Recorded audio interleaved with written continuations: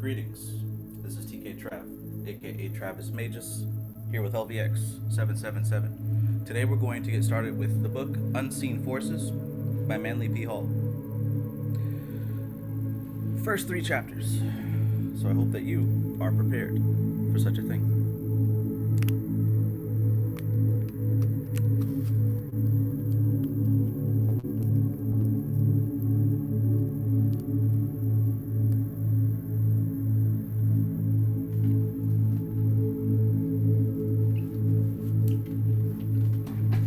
Indeed, indeed.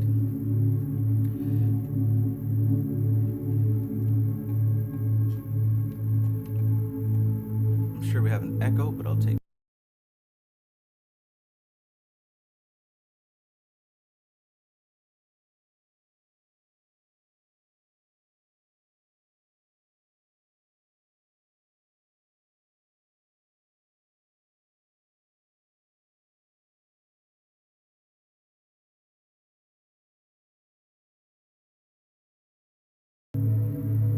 Nice, nice. Peace, everybody. Peace to society ejects. Peace, I am that I am. Lance Benefield, greetings, greetings. I see that your book just came today. Excellent timing. Midnight Mina, peace, peace. Mystical Koala, peace, greetings. Carl Jr., peace.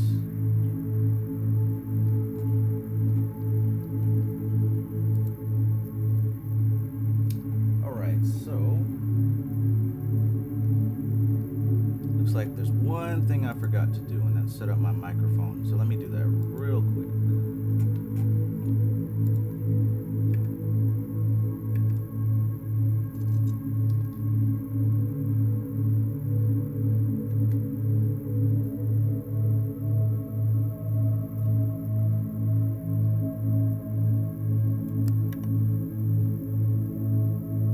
Come on, technology.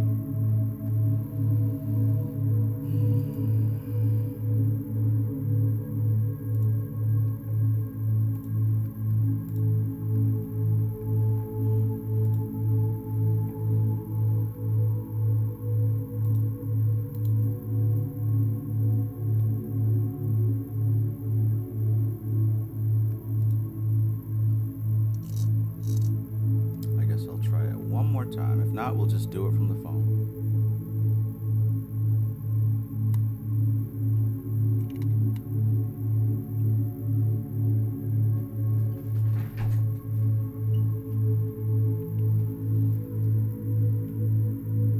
Devin Kroger, peace, peace.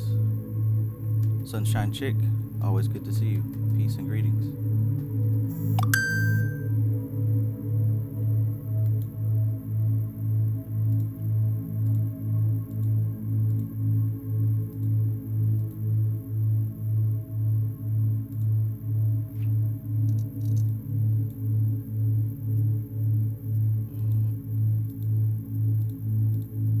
Trying to get this microphone working.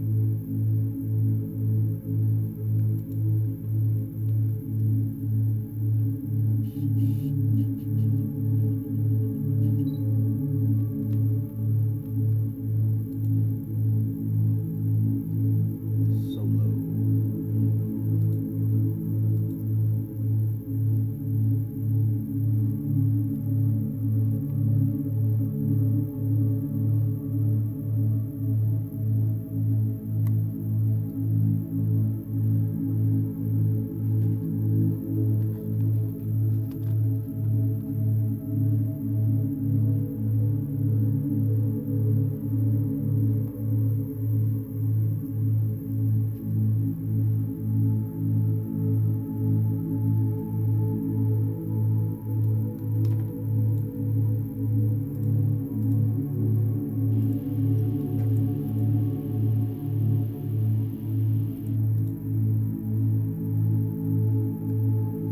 Testing, testing.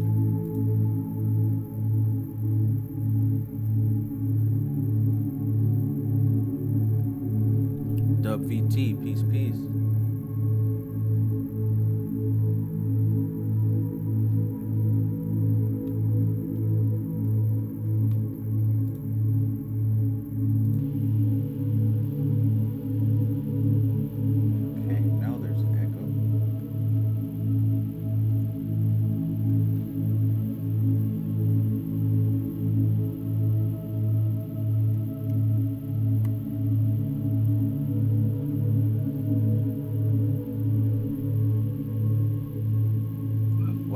Society Ejects. Thank you so much. I appreciate you.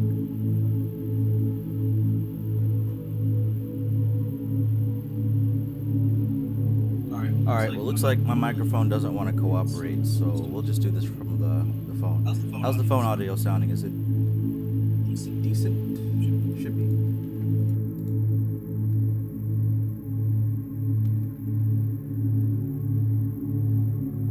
Eric Jones, peace. All right. Well, yeah, we'll just do it through the phone. Ain't nothing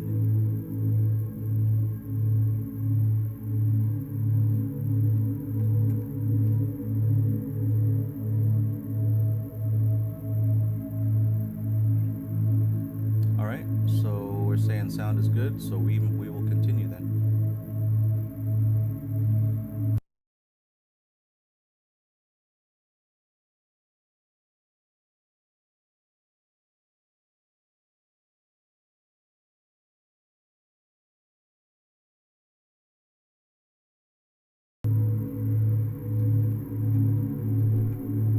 All right, well, let's get started anyways.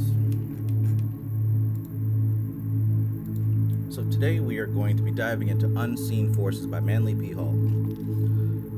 This corresponds with a lot of what we've been talking about in some of the videos that I've made, especially in class, where we get to talk about the elementals and other types of etheric beings. So we're going to get right on into that. I'm excited. How about you guys?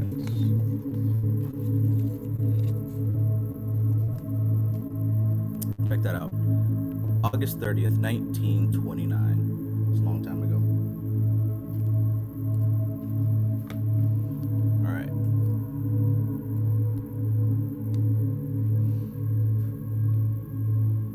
Everything's good.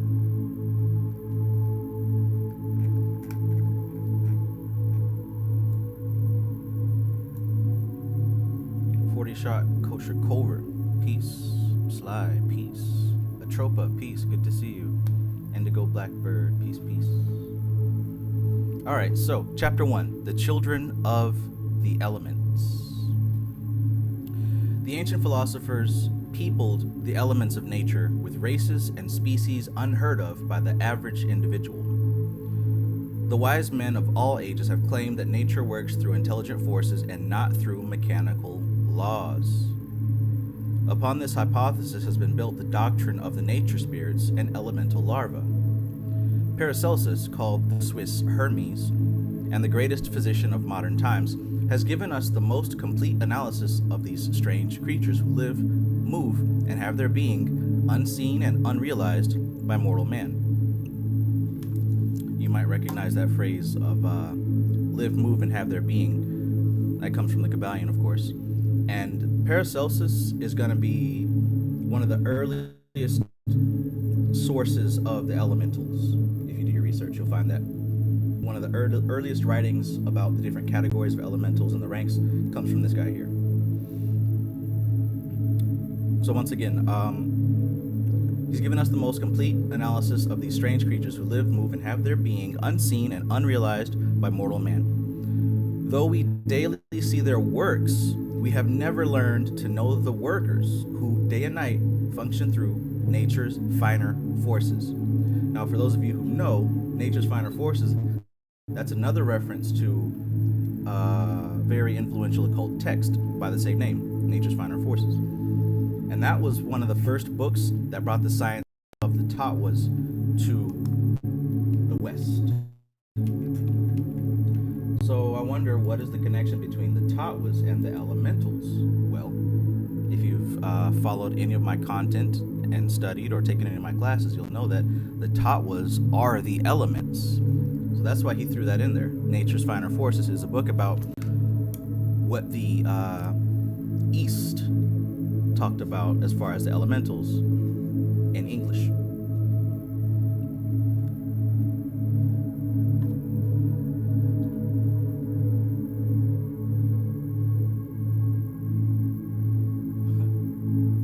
Zaire Anu, peace.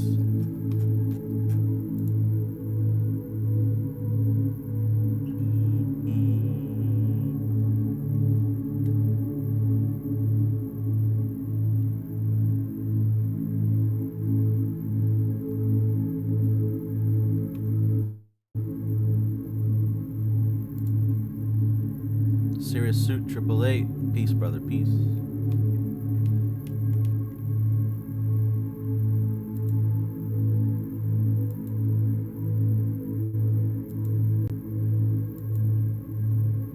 Alright, so these elemental spirits may be divided into 3 groups. Check this out.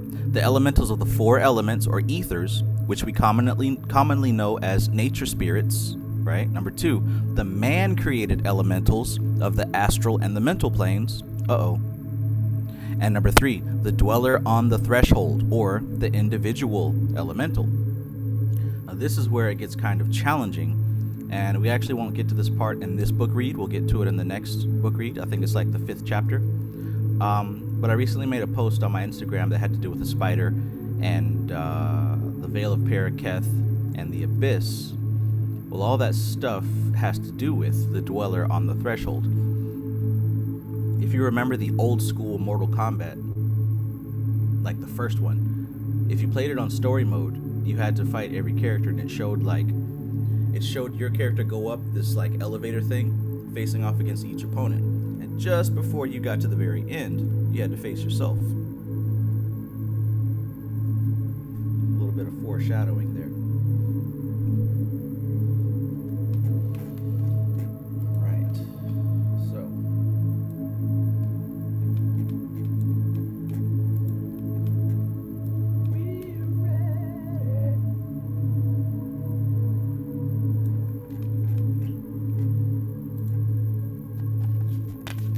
The 4 elements.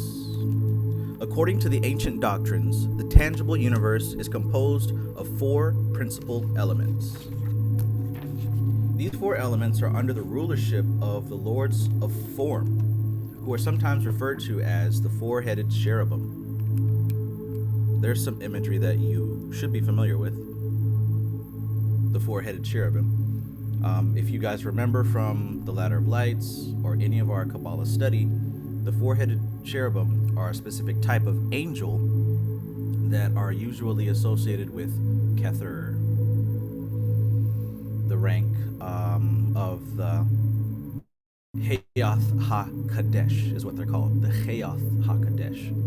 I've done videos about that before.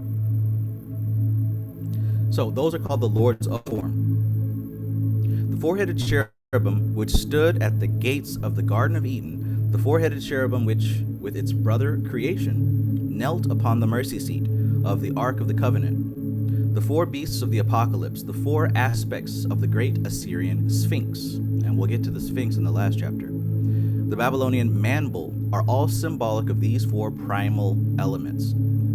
So there you go right there. Whenever you see these angels or these cherubim that are described with 4 heads, one of a bull, a lion, an eagle, and a man, what we're actually talking about are the lords of the elements. All right? So it's not necessarily 4-headed angels floating around in heaven somewhere. We're talking about the principle of creation. From time immemorial, man has divided form into 4 basic essences. These 4 essences are the basis of all things cognizable by human material body centers of consciousness. One more time. These 4 essences are the basis of all things cognizable, right?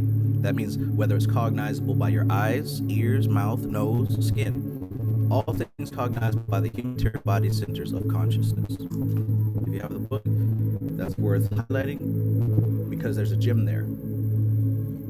What is the gem? The gem is the fact that these elementals operate on more than just the physical plane. They operate on all planes that have human awareness. Check.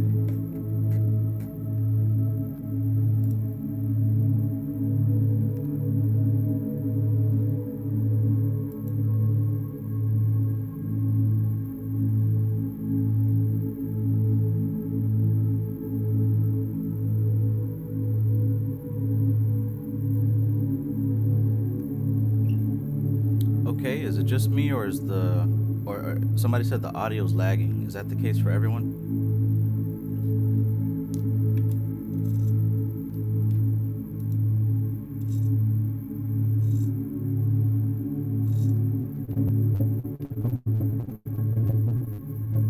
Peace, Veronica. So yeah, somebody said the audio's lagging. Let me know if that's the case for everybody. If so, then I might have to actually fix this mic.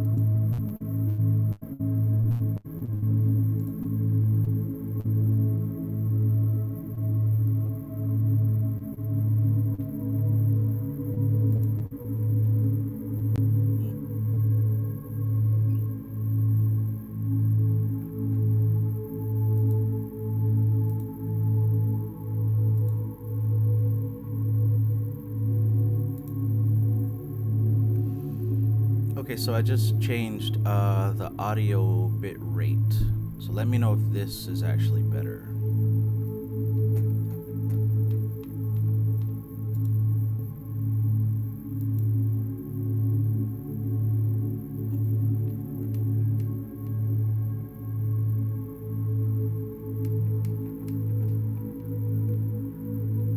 Testing, 1, 2.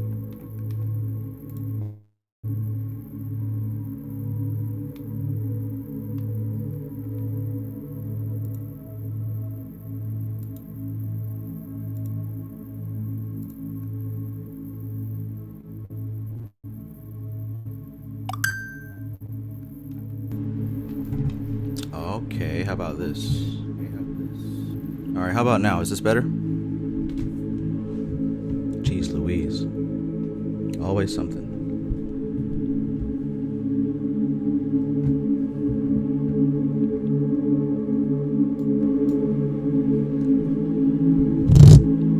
Testing, 1, 2.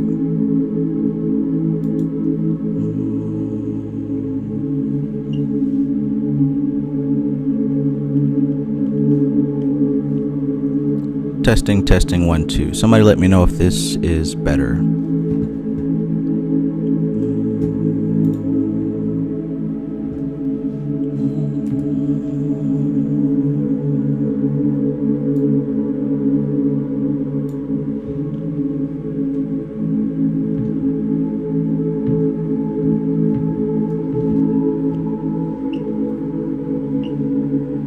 Alright, I'm not getting any feedback, so I guess I'll have to ask my partner on Instagram.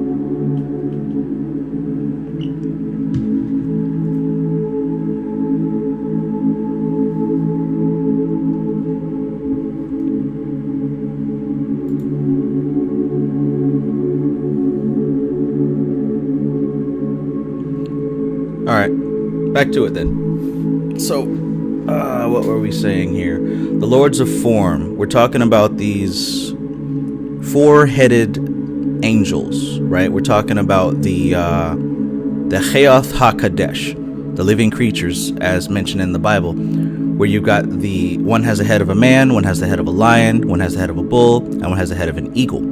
So these aren't actually creatures floating around in some high dimension. These are actually a symbolic reference to the Lords of Form, which is what he says right here.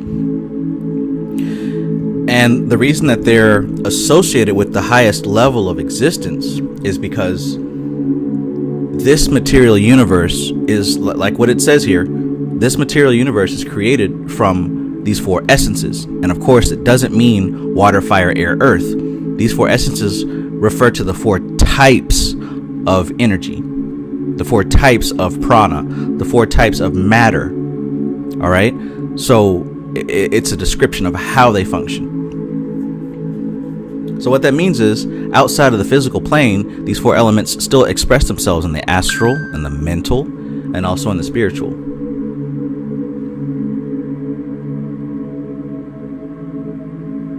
Check.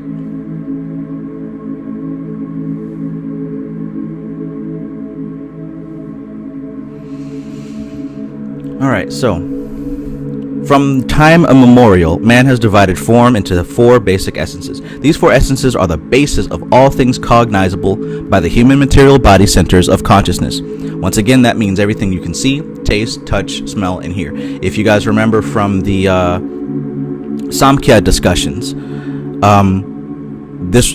what this is also saying is that everything that can be heard, smelled, tasted, touched, etc., etc., the elementals have dominion over those things as well. All things superior to these 4 essences can be cognized only by spiritual vision. All the numerous complex forms which appear in this world as products of the geometrical outpourings of the lords of form, or the great bodybuilding devas, are the expressions of the 4 streams of life. These are referred to as the rivers of life pouring out of the garden of the Lord, and they have as their source the great creative hierarchy, which the ancients referred to as the kings of Edom. If anyone here is a Bible scholar, then some of this stuff should start to ring a bell. Peace, MC Maestro. Peace, Richard Tracy.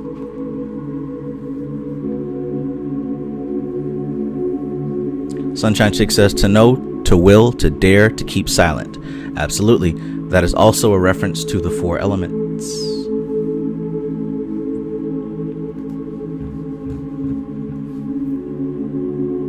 Absolutely, positively.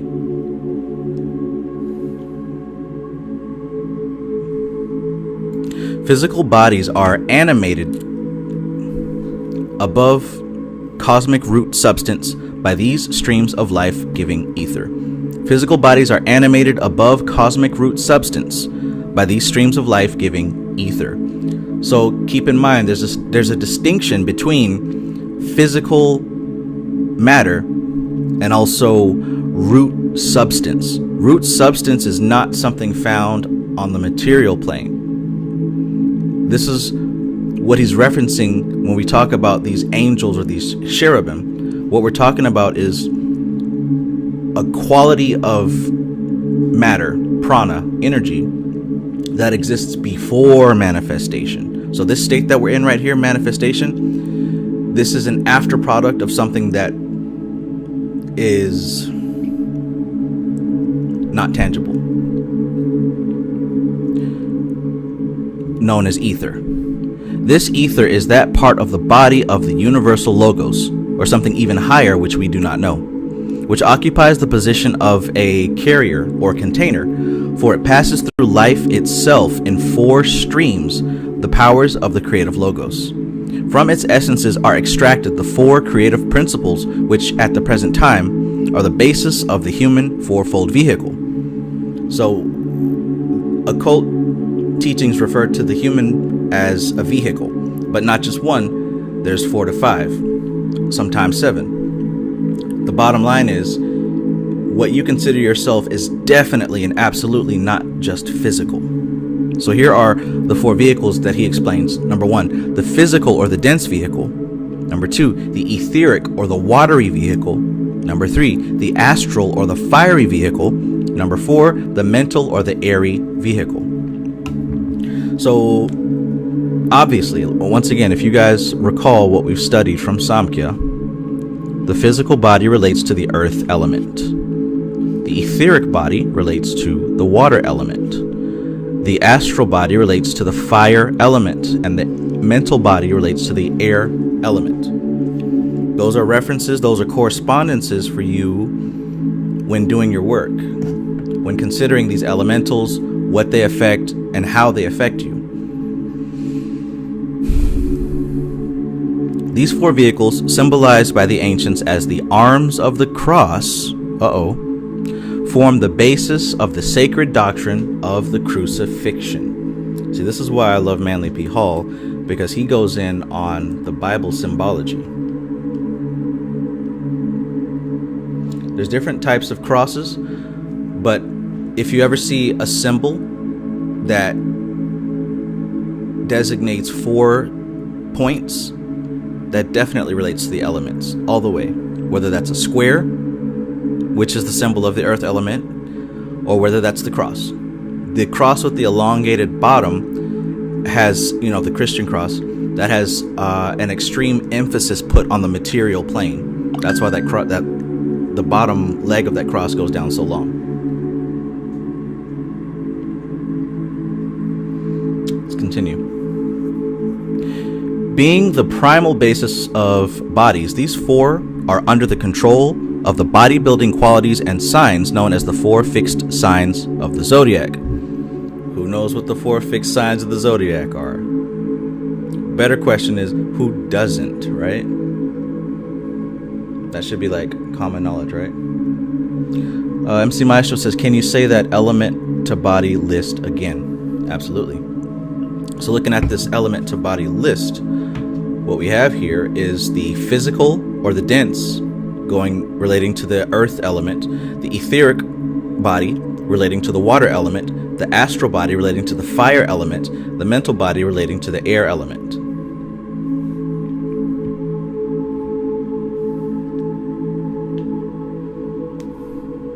And once again, that's an indication of which elementals have dominion over which aspect of your being. What you consider yourself is composed entirely of these elementals, orchestrated by consciousness. So consciousness, or what you want to call the soul, is not here. It's elsewhere. But the body and everything that can be cognized is composed of the elements and the elementals. It's consciousness that, like I said, orchestrates these elementals. So once again, the physical body is under the dominion of the earth elemental, which is why the physical body cannot leave the planet Earth. It can't. It's not supposed to. The etheric body is in the watery plane. The astral body is in the fiery plane, and the mental body is in the airy plane. So once again, you're dealing with these things all the time. You're never not dealing with the elementals. Thank you, Sunshine Chick. Sunshine Chick has listed the fixed signs because I guess she's the only one that knows what they are. Aquarius, Leo, Taurus, and Scorpio. You get a sticker with a gold star on it.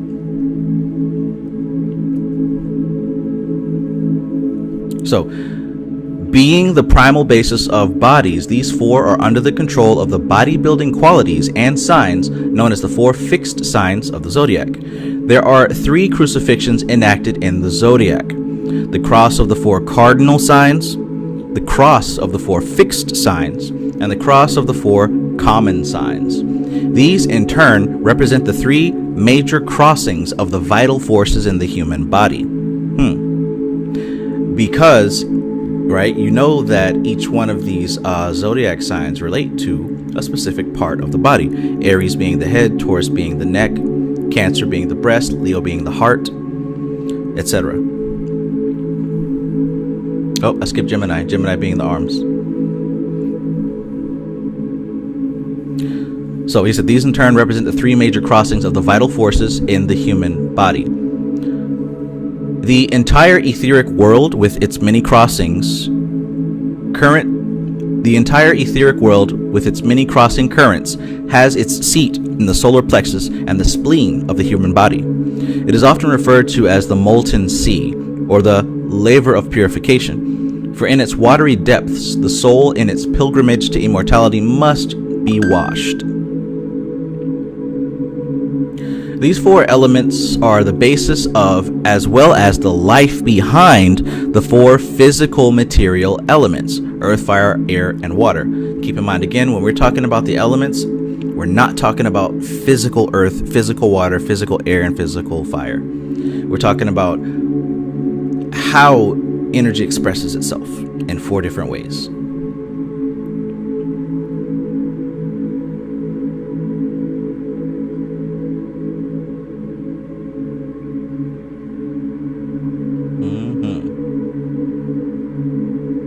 Straight Panthers is what page are we on? This should be page 7. That's a very good point, MC Maestro. MC Maestro says the LBRP is of fixed signs. The LBH, lesser banishing of the hexagram, is of the cardinal signs. So what banishing is of the mutable? That's a good question. We'll have to look into that. Peace, Dreamwise. Good to see you.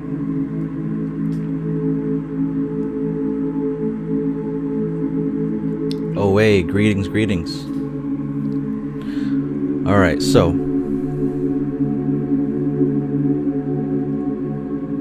the power from the unseen causal worlds works through the 4 material elements in order to express itself in bodies, cells, and molecular combinations. As each kingdom in nature has a series of lives evolving through it and is the plane of a great natural outpouring, so it is claimed that these 4 divisions of ether, expressing themselves in matter as the 4 elements, are inhabited by groups of intelligences evolving through these elemental essences. According to the ancients, these elementals are created out of a single substance, the ether, or element in which they exist. They have no compound body, and therefore are not capable of immortality, having no germinal life essence other than their respective elemental essence. On the other hand, being composed of only one substance, they are free from the destructive and inharmonious influences of the cross currents affecting compound bodies, and therefore live for many hundreds, some of them for thousands of years. So in other words, existing within time and space causes wear and tear, mainly because we are undergoing the effects of karma. And what karma is the chain reaction of one cause leading to another effect. Now that chain reaction is amplified due to the crossing of different elements. If you've ever played Pokemon, you know that a fire Pokemon is stronger against an earth Pokemon, and a water Pokemon defeats a fire Pokemon, so on and so forth. So with all of us and everything being composed of different mixture percentages of these elementals, we're constantly undergoing wear and tear. Now, we say that to contrast against elemental existence. These elementals don't have a physical body. They have elemental bodies. There's a movie coming out about elementals, go figure, right? And just if you look at the preview of the trailer, it shows that like the fire inhabitants don't mix with the water people, and they don't mix with the earth people, and they don't mix with the air people. Well, that's kind of like what he's describing here. Because they don't cross-contaminate, they have a longer lifespan. In comparison to the denizens of Malkuth, right? If you look at Malkuth, you'll see that the symbol is of that circle with the X, meaning those 4 elements, the cross again. Because they exist on a slightly higher plane, which is the etheric plane, and beyond, they have a longer lifespan because they're not mixed. Make sense? Or does it not make sense?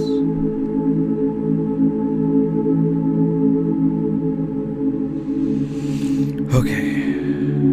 As each kingdom in nature has a series of lives evolving through it, and is the plane of a great natural outpouring, so it is claimed that these 4 divisions of ether, expressing themselves in matter as the 4 elements, are inhabited by groups of intelligences evolving through these elemental essences. According to the ancients, these elementals are created out of a single substance, the ether, or the element in which they exist. They have no compound body, and therefore are not capable of immortality, having no germinal life essence, other than their respective elemental essence. On the other hand, being composed of only one substance, they are free from the destructive and inharmonious influences of the cross currents affecting compound bodies, and therefore live for many hundreds, and some of them for thousands of years. Notice when he mentioned immortality, he's talking about beings that exist beyond the elemental plane. So, yeah. Classical literature contains many references to these elementals.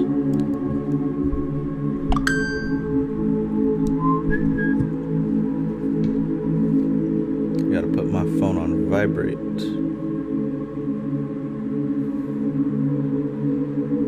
And you don't stop. Do not disturb.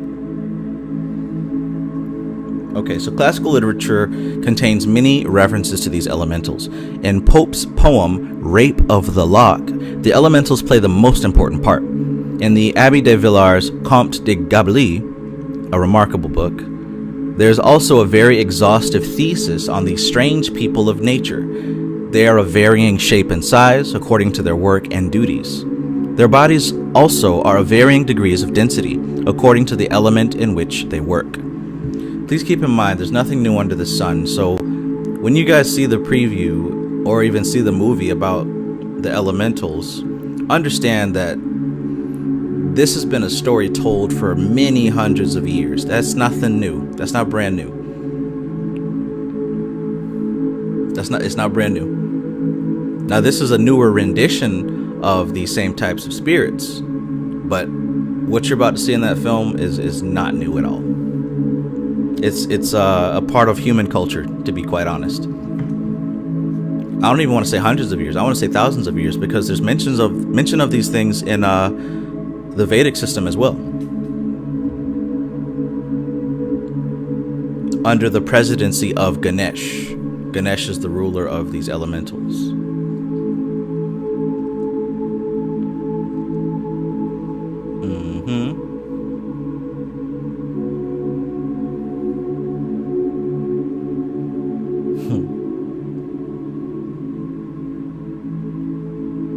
Wonderful. Okay, so we're about to jump into the descriptions of each one of these types of spirits. So let's keep going.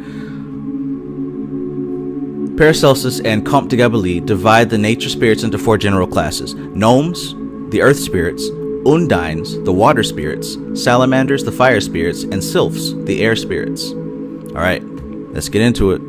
Here we go. Underworld dog god 500 piece. Let's get it cracking. Arizona iced tea style.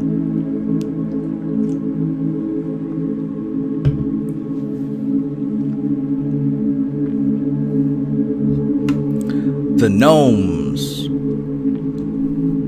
Under the general heading of gnomes, we find those creatures known as trixies, hobgoblins, elves, forest men, brownies, dwarfs, little old men of the rocks, and many other similar titles. The gnomes are the most dense of the nature spirits, and consequently are more subject to the laws of mortality. Big one right there. If you ever look at the folklore of certain countries that are not very westernized, you'll see that they still have what we would call superstitions. But I've seen in quite a few stories, even online, right?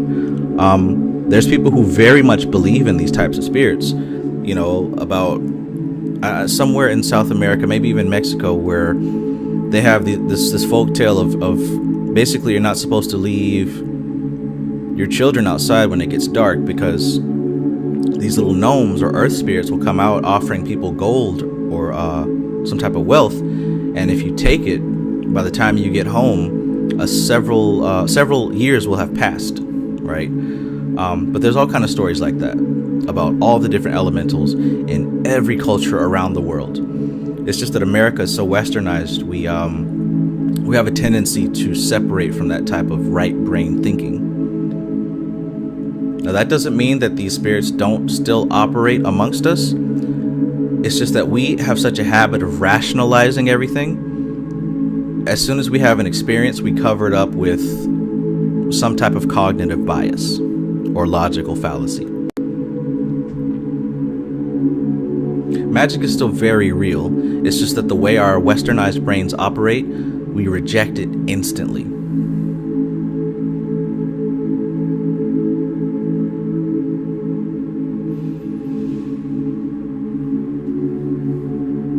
Al Dickey, peace.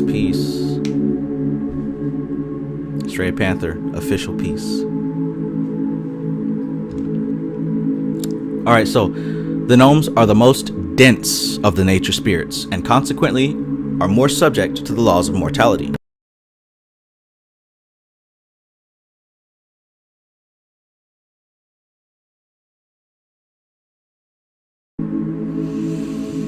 They live in the element of earth and are said to work among the rocks and to some extent with trees and flowers. They are dwarf-like in stature, rather thick-set, with large heads and a waddling gait. Their garments growing as an integral part of them. According to Paracelsus, they marry and have families, living in a strange world which the Norse people called Elfheim. Anybody here study Norse mythology? They're said to have come out of the earth and still to penetrate it. They're said to have come out of the earth and still to penetrate it to its very core. They also live in caves and mold the stalactites and stalagmites. These little people are often seen by children who remain clairvoyant up to about the 7th year. How many of y'all have clairvoyant kids? How many of y'all were clairvoyant kids?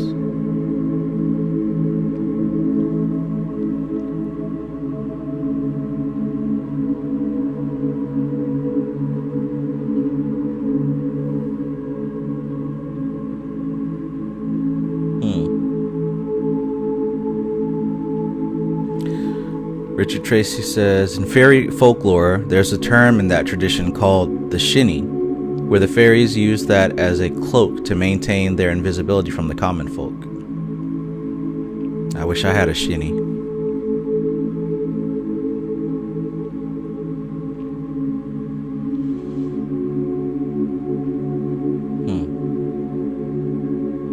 MC Maestro says that superstitious function was aged out by the time of the late 1700s.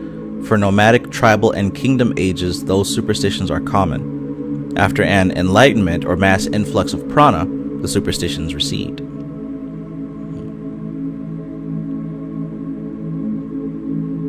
Richard Tracy says, and the higher you raise your vibration, the less effective their shinny is.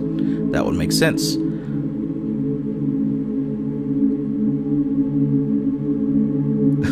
Alright, let's keep going. So yeah, these little people are often seen by children who remain clairvoyant up to about the 7th year. In the forests, they are sometimes seen storing up provisions for the winter. They are an industrious little people who are given charge of the molding and forming of the earth. Under the direction of wiser ones, they have charge of all the solids, bones, and other tissues of the human body, working with them and restoring them. No broken bones would be set were it not for the assistance of the gnomes. All right, so check this out. It's not that you have. It's not that the. Look at the correspondence here.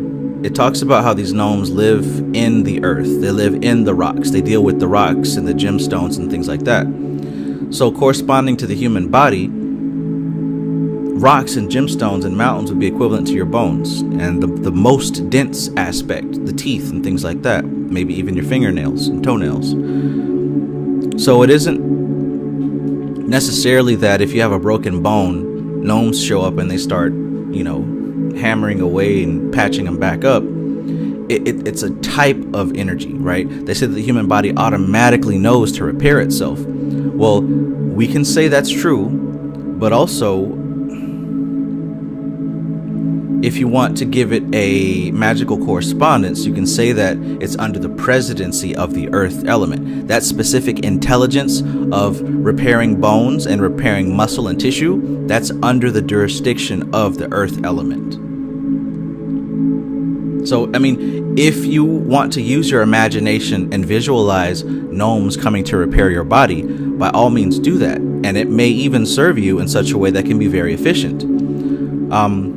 But what we're really talking about is a certain way that energy moves. And the human mind can process higher knowledge easily when we give it a form that's recognizable to us.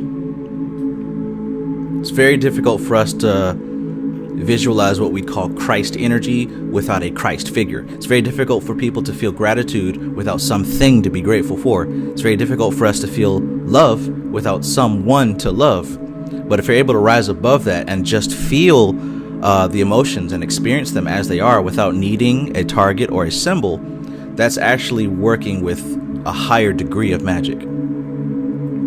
It dilutes itself when you give it a form, or rather you dilute it when you give it a form.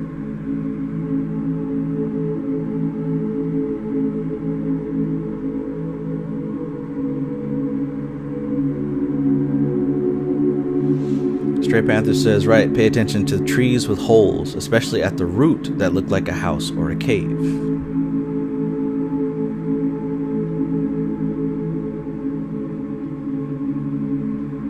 Grounded in nature, peace.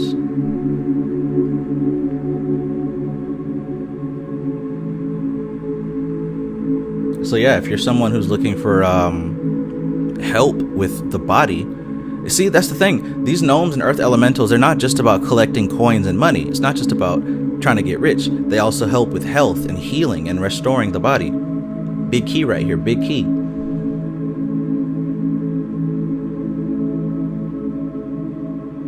Louis, peace. We're actually still in the first chapter, page 9.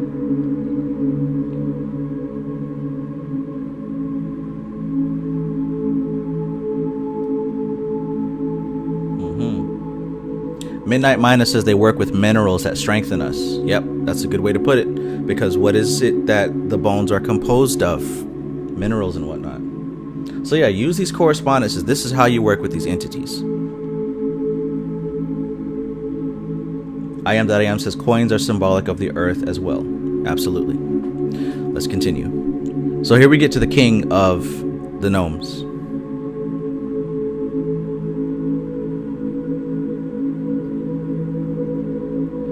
Mike's Art says, my daughter was afraid to swim in water. She did not like washing her face. So I told her to imagine a mermaid swimming with you. She's no longer as afraid of water. That's awesome. That's all we need sometimes, is a way to visualize it. You know, and even though she's a child, that still works with adults too.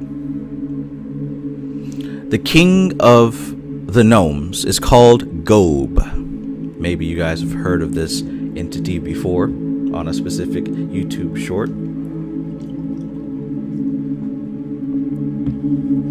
Or not. A name from which the word goblin is derived. What's a Goomba to a goblin?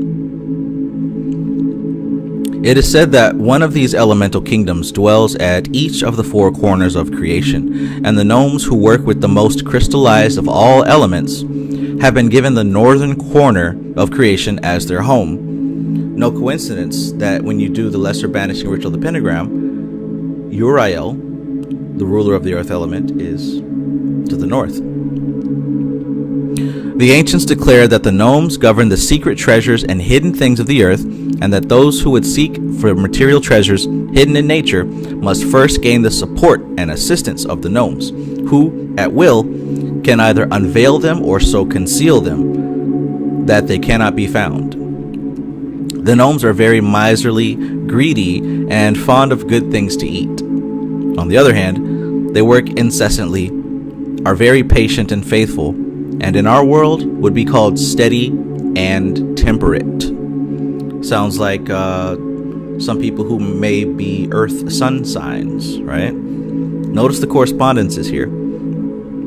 Occasionally they meet in great conclaves in the heart of some dark forest or among the rocks, and from them comes that wonderful story of Rip Van Winkle, the legend of Sleepy Hollow.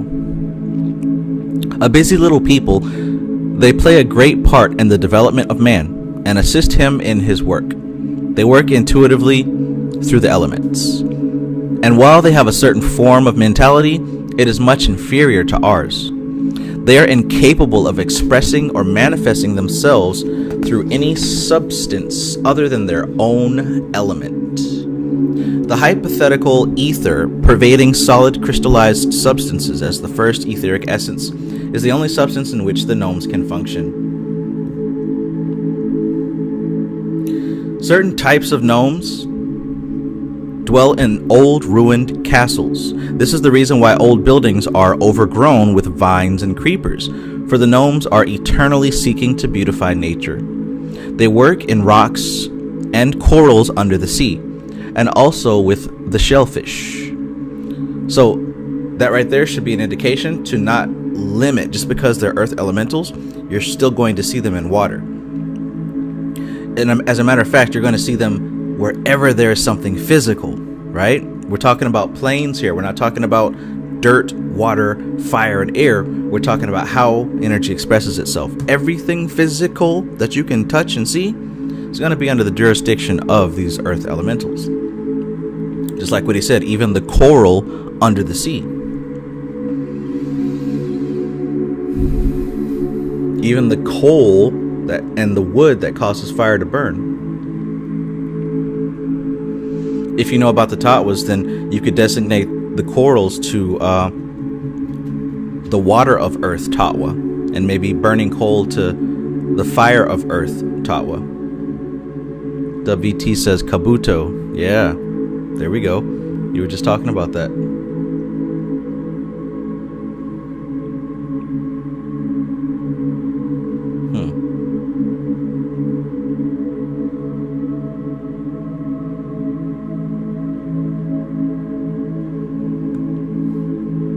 Red caps. Some of them attain great size. Others have the power of changing size at will, as long as they remain in their own substance. The majority, however, are much smaller than human beings and unprepossessing in appearance. Since they dwell in the darkness and gloom, the gnomes are said to have a certain effect upon and to govern the saturnine melancholia, gloom, and despondency. So that can be a side effect of working too much with earth elementals. Streams and rivers of the earth. Incidentally, they govern the liquids or vital forces of the human body. So remember that, just like the gnomes govern the bones, the Undynes govern the fluids of the body. As the gnomes represent the sign of Taurus in the zodiac, so the Undynes represent Scorpio, having to do with the life and vital forces of nature. This is a good way to remember the personality of these types of beings, right? He mentioned the fixed signs. So the gnomes are going to be with Taurus. The Undynes are going to be represented by Scorpio. The Silphs are going to be represented with Aquarius, and the Salamanders are going to be represented by Leo.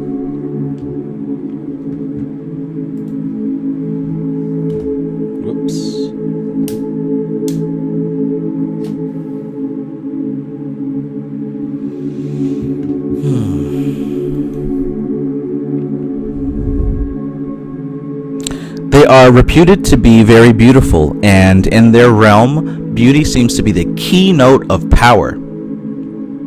They have many qualities similar to the gnomes, for they dwell in a world of their own. They are generally considered to be amicable and fortunate, and serve man in the spirit of love and sincerity. Like the gnomes, they have their own rulers, who are supposed to be individuals of an unusual degree of superiority.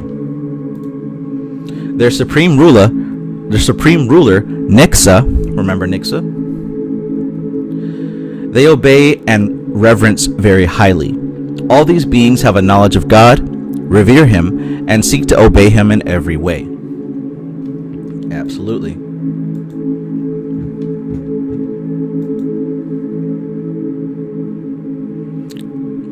Slash says, how do you spell it? It's Undines. Undynes.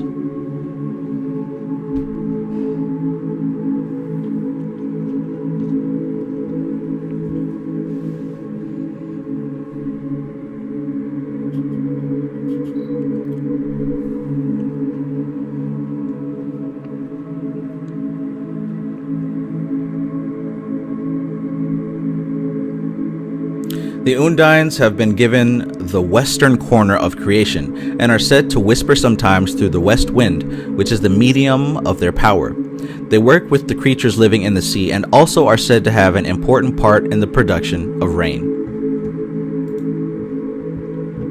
Matthew Watson says, what chapter we at? I'm a little late. We're actually still in the first chapter. Chapter 1. This is number 1. MC Maestro says, Trav, when are you going to write the bonus chapter on Akash elementals? Well, after I finish watching all the episodes of Captain Planet. Captain Planet was the king of the Akash elementals, but see, nobody put that together. Shout out to Timon for sending me that Captain Planet video.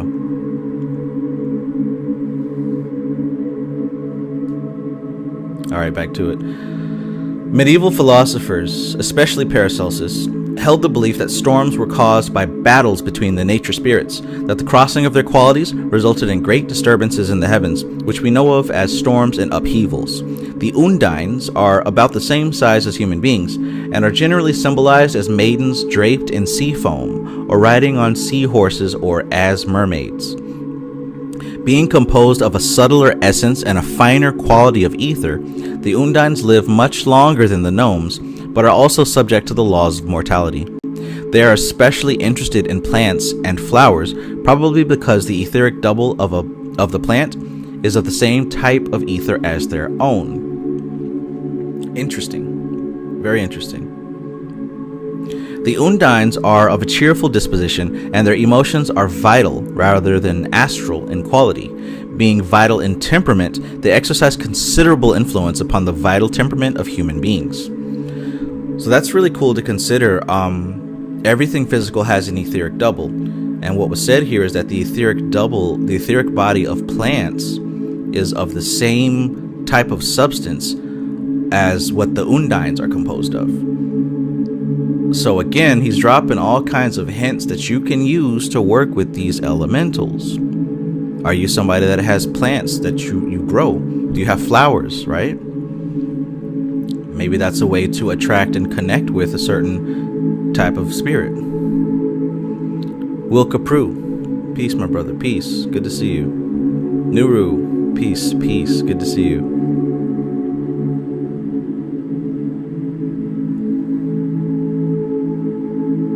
Nixa can be spelled in many different ways. This book says Necksa. I spell it Nixsa. You'll find it differently depending on what grimoire or what website you look at.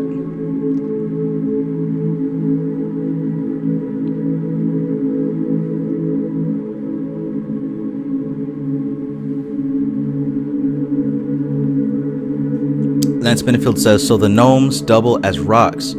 I would certainly say that rocks and gems and crystals are an excellent correspondence to have in your environment to work with these type of elementals.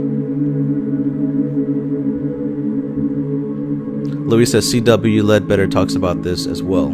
Yes. The authors and occultists from Theosophy, they actually deal a lot more with these elementals outwardly than some of the authors that we've read previously that are involved with organizations like the Golden Dawn. So yeah, C.W. Ledbetter, Annie Besant, Rudolf Steiner is probably he's written a lot of content about these elementals, and all of them are kind of in the same clique, so to speak.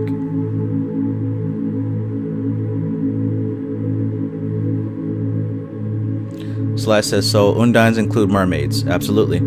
If you go back to the first paragraph of this, and he lists here, he says nymphs, naiads, mermaids, sirens, harpies, sea daughters, and sea goddesses of the ancients, right?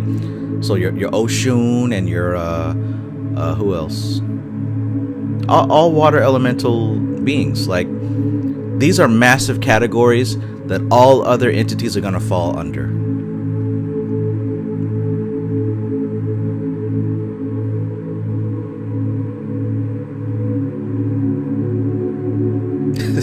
Sea hussies. What does that mean? Yemaya. Thank you, Sunshine Chick. Alright. Battles. Seahorses. Okay. So now we're going to get to the fire elementals. The Salamanders. The ancients highly honored the Salamanders, calling them the Fire Kings because of their flaming appearance. their great strength and power, and the important part played by them in human affairs. No spark of fire can be lighted upon the earth without the assistance of a salamander, for they are the spirits of fire. Those able to study the phenomena clairvoyantly can see these great fire kings twisting and turning in the flames, particularly during a great conflagration. Many of these ancients believed these fire salamanders to be gods, even claiming that their great emperors were the children of these fire kings. The salamanders have charge of the emotional essences of man and live in the third ether, which reflects the qualities of the astral plane, or the world of fire. Keep that in mind. I'm highlighting this for you because I already know that, but I would highly suggest you take another look at that line. The salamanders have charge of the emotional essences of man and live in the third ether, which reflects the qualities of the astral plane, or the world of fire. They vary in shape and size and are sometimes seen crawling through the fire. They were known to the ancients as great giants in flaming armor who soar through the essences of the element of fire. They are very closely connected with every sacred organization that has fire upon its altar, and there is little doubt that they are identical with the flame giants of Scandinavia. They are especially fond of incense, the fumes of which enable them to assume certain forms of bodies. The salamanders are the strongest and most dynamic of all the elementals. A great similarity exists between them and the Lucifer angels, plural, and also the great fire devas of India. In volcanoes and the fire strata of the earth, they are said to have their homes and to wield their authority. Their flaming king, Jinn, is a glorious being, fierce and awe-inspiring, who rules them with a rod of flame. Though dangerous to human life, the salamanders, when properly understood, are great benefactors. They are hasty of action, tempestuous, and emotional, but very energetic. Some of them assume tremendous portions and resemble the giants of prehistoric times, while others are small and barely visible to the eye. Their home is said to be in the south, and they are felt in the warm winds of the equator. Their temperament is sanguineous, and they influence, to a certain extent, all individuals with that temperament. If this quality is permitted to become the controlling power in life, the salamanders working through it confer upon all whom they thus influence tempestuous natures, fiery temperaments, and uncontrollable passions. You know somebody with an anger problem? Do you know somebody who can't keep their passions in check? They've given themselves up to these fire elementals. Angry people, super sexual people.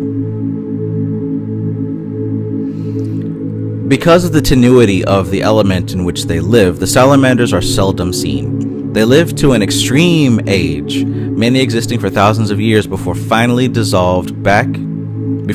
finally dissolved back into the primal essence from which they were differentiated. Interesting. Charmander. Nicole Berkeley, peace. Good to see you.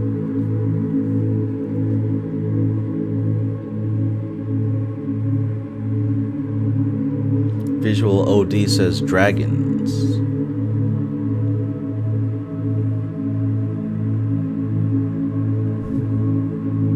Oh, crackling fire.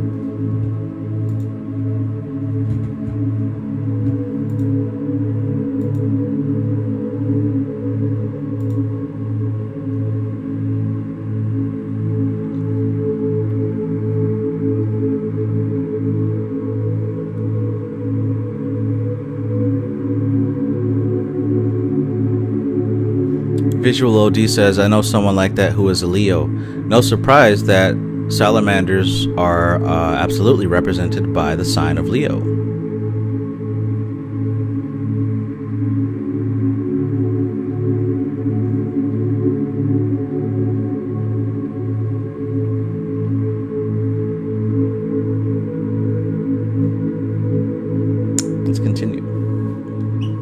the Silphs. The inhabitants of the fourth ether, the finest and highest of all, are called the Silphs, or air spirits. They are also known as the riders of the night, the wind-born, the storm angels, the air devas, the mind-born, and by many other names. The ancients believed their homes to be in the clouds. Deeper study, however, has proved that this group of elementals, who include the fairies and all those creatures who's with iridescent wings referred to in children's fairy tales, they really have their homes upon the mountaintops rather than in the air itself. So that's what's going on in the Himalayas. The Silphs live and have their being in their own ether, and like the gnomes, propagate and maintain themselves in a world of their own, building their air castles out of that subtle element, which is the reflector of the mental plane. They vary in appearance, some resembling human beings, but with slightly different proportions. They are said to be mirthful, eccentric, capricious, and inconsistent,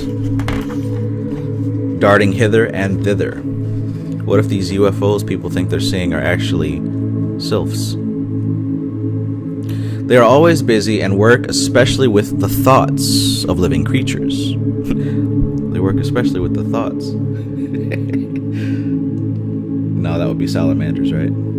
Or Undynes. They work with the thoughts of living creatures. They assist in the airy elements of man's body, such as the gases and the ethers which are generated in his own being, while the salamanders work through the blood and the fire elements of the body. The leader of the Silphs is called Paralda, who is said to dwell on the highest mountain of the earth. So that's what they're doing in the Himalayas. The Silphs are powerful and wield powerful influence upon all things in which air is an important factor. The next 2,000 years will be an air age, in which the influence of the Silphs will be especially evident, and the conquest of the air will have a great deal to do with the discovery of these latent and concealed facts. The ancients claimed that wars, plagues, fires, earthquakes, and other cataclysms were caused by great armies of elementals who, marching in military array against each other, fought each other in these elements of nature. Thus, thunder and lightning were said to be caused by battles between Silphs and salamanders, while rains and tidal waves were caused by the Silphs and Undynes. Movement of bodies in the earth, landslides, and internal rumblings were said to be caused by inharmony between salamanders and gnomes. Generated out of the explosions of gunpowder, the salamanders hover over battlefields. As great armies of red flaming creatures, they also feed upon human passion, obsessing the mind of man and finding expression through the respective ethers in his body.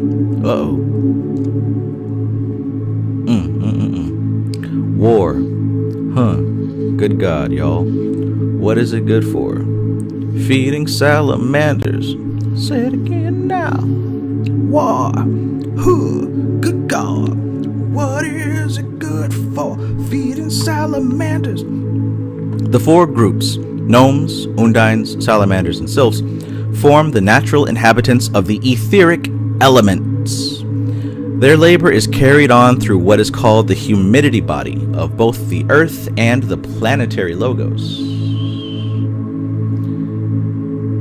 and also their corresponding poles in the body of the individual. In addition, there are several other groups of elementals, some the products of natural phenomena and others generated by man. Among these may be mentioned the thought and emotional elementals, ghosts, specters, the dweller on the threshold, and larva. The latter group, known also as etheric shells, are the etheric bodies of individuals who, in passing out at death, have gone on to the astral plane. Check that out. So there's a spiritual phenomena where an individual can ascend and leave behind an echo. Low-key, that's what all the different skins and characters are on Fortnite. Echoes left from their visit of Fortnite Island.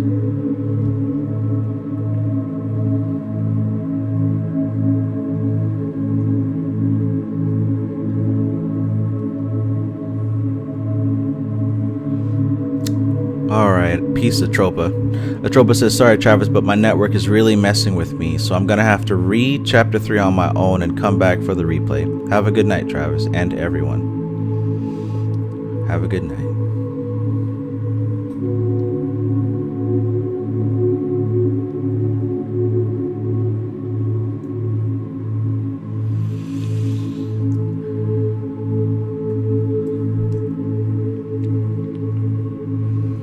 One more time. Casting off the etheric body soon after the physical form. Oh, no, go back just one step. The larva.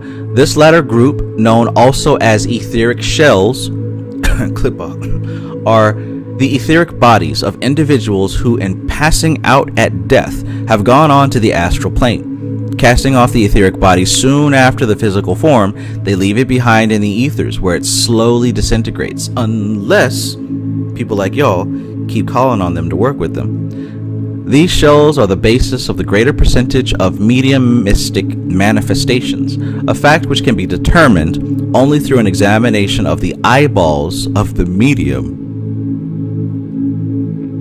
These shells are often used by both elementals and larvae as temporary vehicles of manifestation as they float around in the ethers and process of disintegration. I don't know if y'all think that's important, but you might want to read that line again.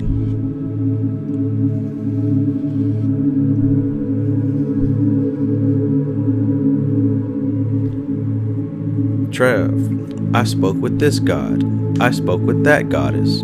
I spoke with this deceased person or that deceased person. All right. These shells are also often used by both elementals and larvae as temporary vehicles of manifestation as they float around in the ethers in process of disintegration.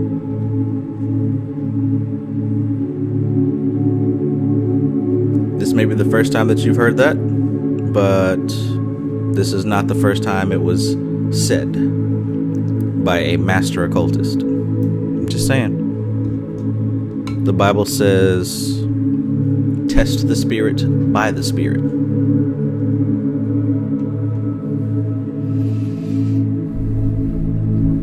Hopefully you can figure that out. Due to the fine structure of these etheric shells, however, it often takes many years for disintegration to take place. Hence, a great host of etheric bodies float like chips of driftwood upon the sea of etheric humidity, discarded by their former owners who have long since passed on to other planes of life. Mike's Heart says, can you elaborate? Yeah, I can elaborate. So just to put it plain and simple, as was mentioned in the beginning and the other yoga books that we've read, the human is not just a physical body.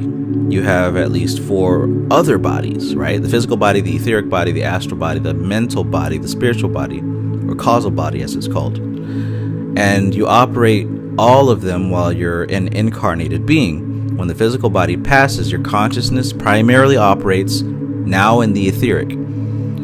Depending on your level of karma, what you got to do, and what you've accomplished, your stay in the etheric plane may be long or short. In any case, just like your physical body rots in the ground for a number of years, so too does the etheric body remain when you ascend to the astral plane, and the process continues. So just like your physical body dissolves after time, the etheric body, once you're done with it, is still there. Now, it's just there. Now, people who remember you, people who think about you, people who decide to call on you for their magic or prayers, or remember you on their altar or whatever, if that individual has transcended to the astral plane, that imprint, that shell is still there.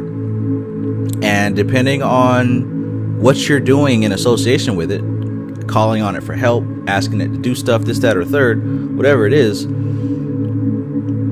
there is a opportunity for other entities to use that body to get what it wants, right? There's opportunities for elementals to possess that shell. There's opportunities for other shells to possess that shell. Any number of things.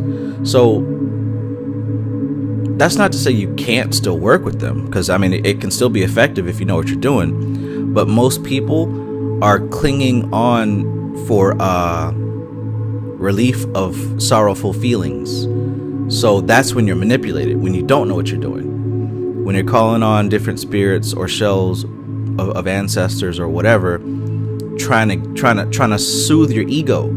That's an opportunity to be manipulated. But do you, and hopefully you find out. Hopefully you find out who you're working with.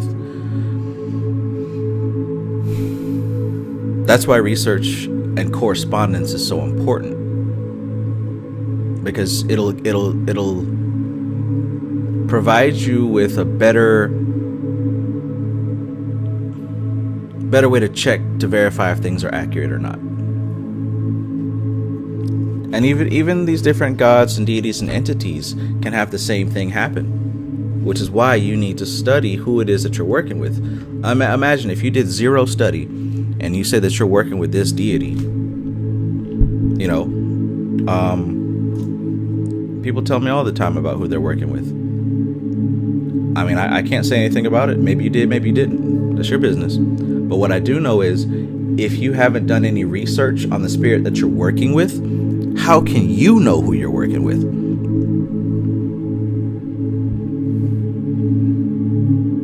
If you start describing your experience that doesn't line up with, what the spirit actually represents, astrologically, elementally, then, chances are you're probably not actually working with that spirit, but you're working with an elemental or some other shell using that spirit because you don't know any better. But hey, I don't want to hurt any feelings tonight. I've been doing that all month, all Aries season. I've been hurting people's feelings.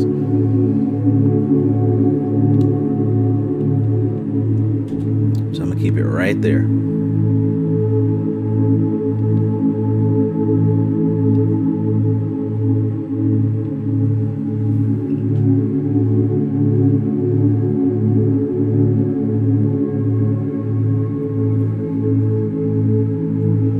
Magical magician, peace.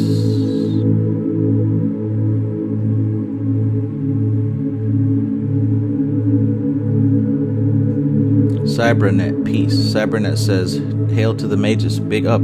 Have you ever read the comic called The Magic Order? This concept was in the first issue, I think. I have not seen that.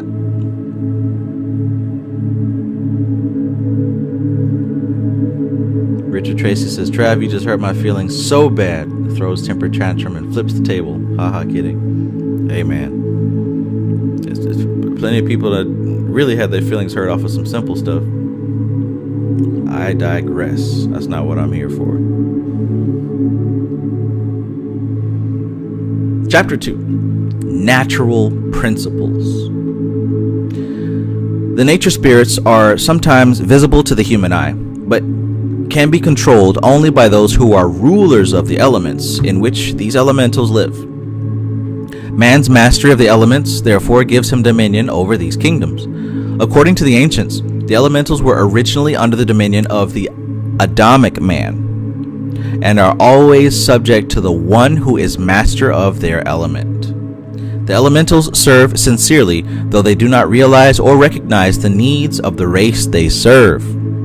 Under the guidance of higher hierarchies, these creatures are the intelligent basis of natural phenomena and assist in implanting qualities and powers within the plant, the mineral, the animal, and man. That was a good explanation, actually. Under the guidance of the higher hierarchies, these creatures are the intelligent basis of natural phenomena. Check that out. So when you want to describe elementals, or if you want to have a good description for yourself, these elementals are the intelligent basis of natural phenomena. So that's what I was trying to explain when I talked about your bones. Like, say if your bones are broken and the process of them mending themselves and coming back together, it's not that little gnomes are tinkering on your body. That process, the intelligent aspect of that process, is under the dominion of what we call gnomes. Blood issues, or should I say fluid issues of the body, under the dominion of Undynes. Breath and different gases in the body, and even your thoughts, the intelligent operative aspect of those things, are under the dominion of Silphs. Many readers may not care to accept the reality of these entities, but as they form part of the great occult hierarchy and are the incarnation of natural principles, once again, that's another good explanation. The incarnation of natural principles, right? So don't think of them actually as people somewhere. Think of them as the intelligent faculty of processes.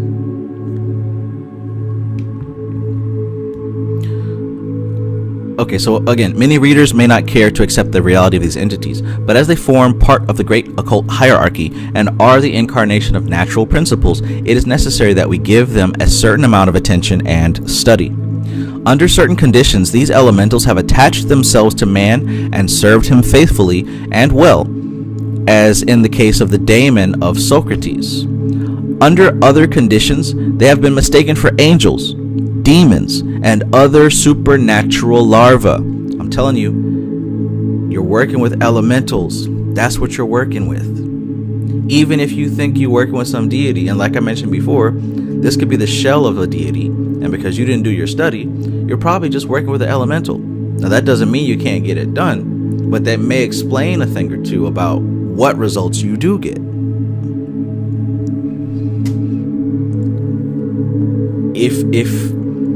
If you didn't study and you claim to be working with some spirit, you're probably working with another entity, another elemental, wearing that spirit as a mask. Unless you are an individual, even if you are a very orphic individual, even if you are somebody who's just like naturally tapped in and just does it by the seat of their pants, even still, like I said, again, this doesn't mean it's a bad thing, because you can still get results. But as a hermetic magician, you can't go wrong with studying before you actually take the test.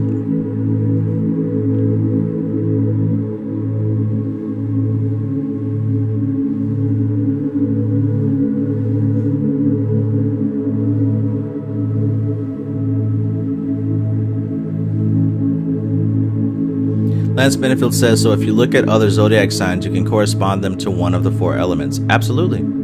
Absolutely. I want to talk to you like a man in your face. Put some respect on my name. I ain't gonna say it no more.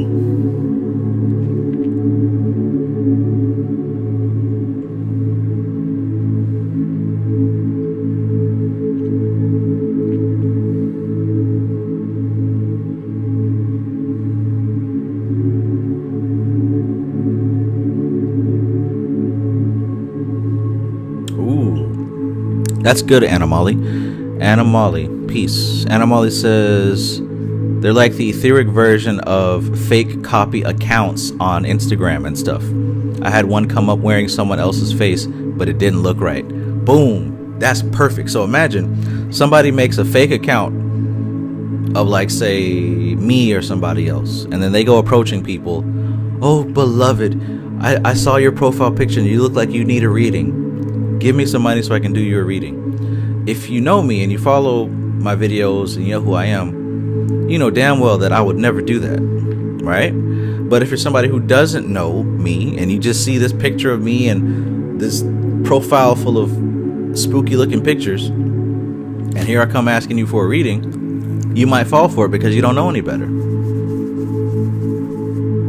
Zaire Anu said deep fakes. So check this out. We are entering the age now where, I was telling my cousin this last night, like, we are probably going to be the last generation that has a pretty good handle on history.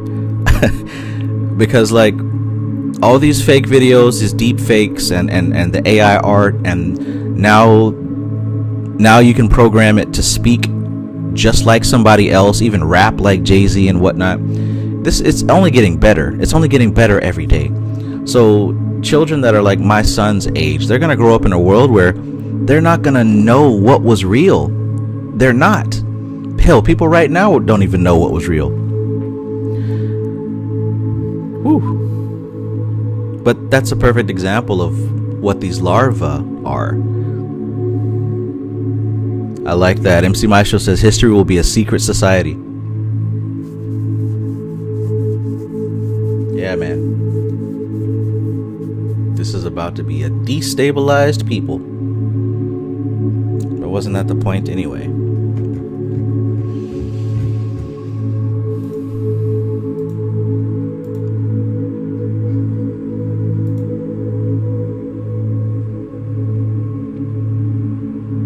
I like it.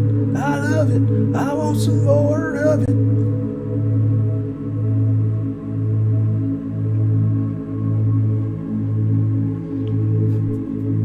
Soul Searching says a lot of people fail to realize you cannot recreate human consciousness. I don't think people fail to realize that. I also don't think that's the point.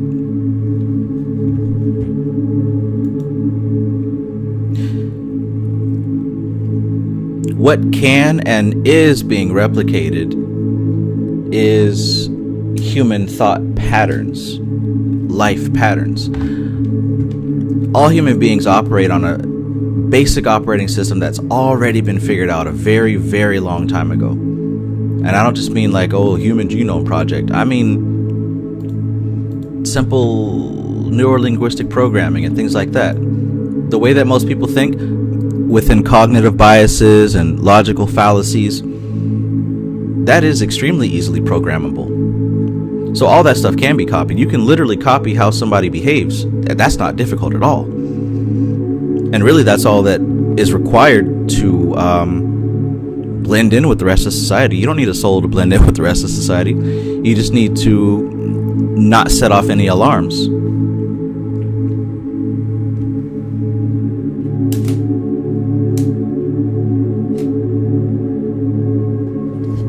Okay.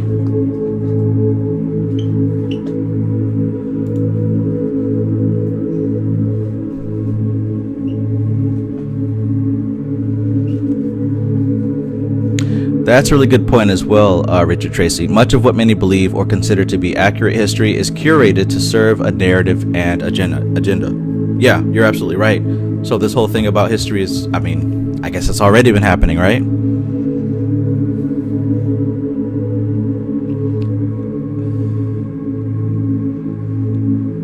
Richard Tracy says the modern educational system does not emphasize divergent/convergent thinking.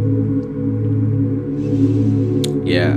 So Straight Panther, so that was an explanation of larva. You know, it's kind of like the fake Instagram accounts that somebody else pretends to be, but on the spiritual plane. These larvae are thought forms that aren't fully fleshed out. He's actually going to explain them more as we go on.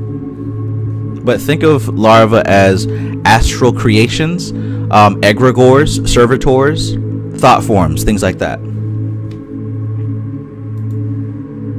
Moby, good to see you.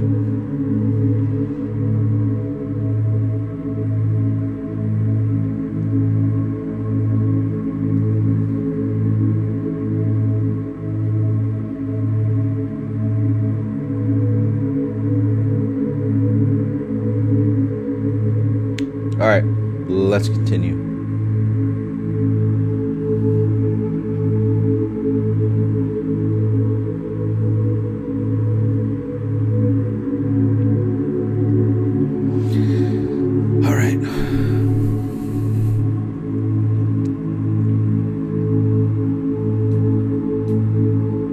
Once again, many readers may not care to accept the reality of these entities, but as they form part of the great occult hierarchy and are the incarnation of natural principles, it is necessary that we give them a certain amount of attention and study. Under certain conditions, these elementals have attached themselves to man and served him faithfully and well, as in the case of the daemon of Socrates. Under other conditions, they have been mistaken for angels, demons, and other supernatural larvae, thought forms, egregores, things like that. They are said also to exist in essence in the chemicals of nature.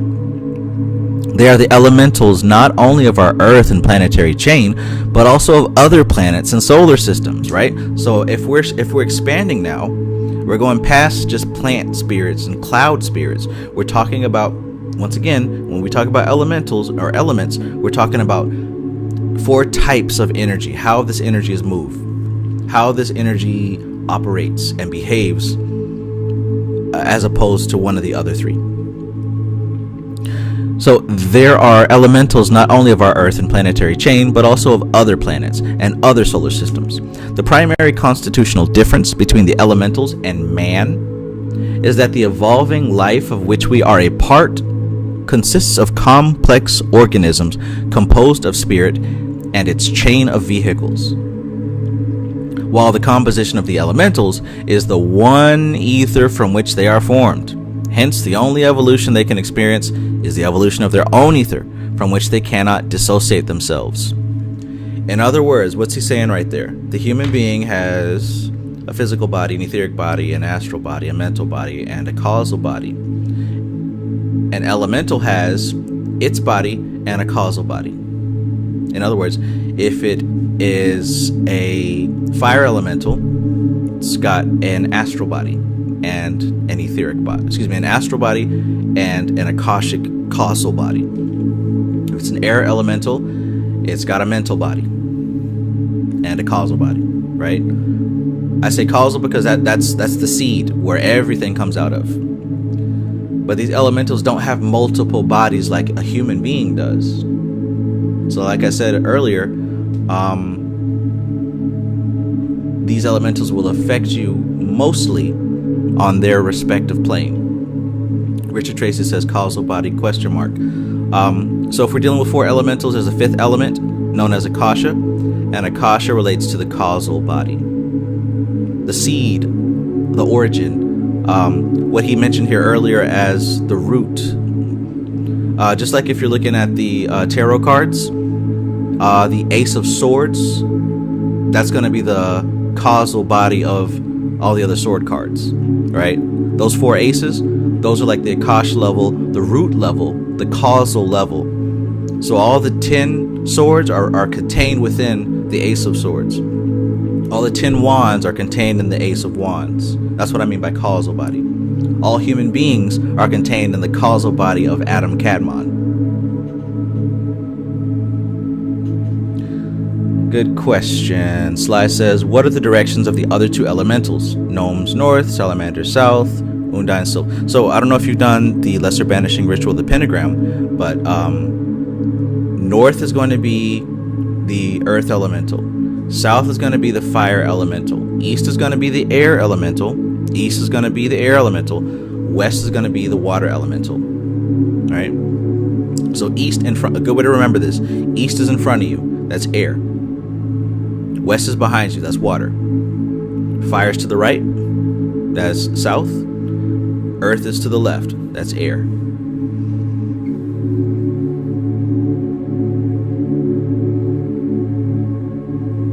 First eye vision, peace.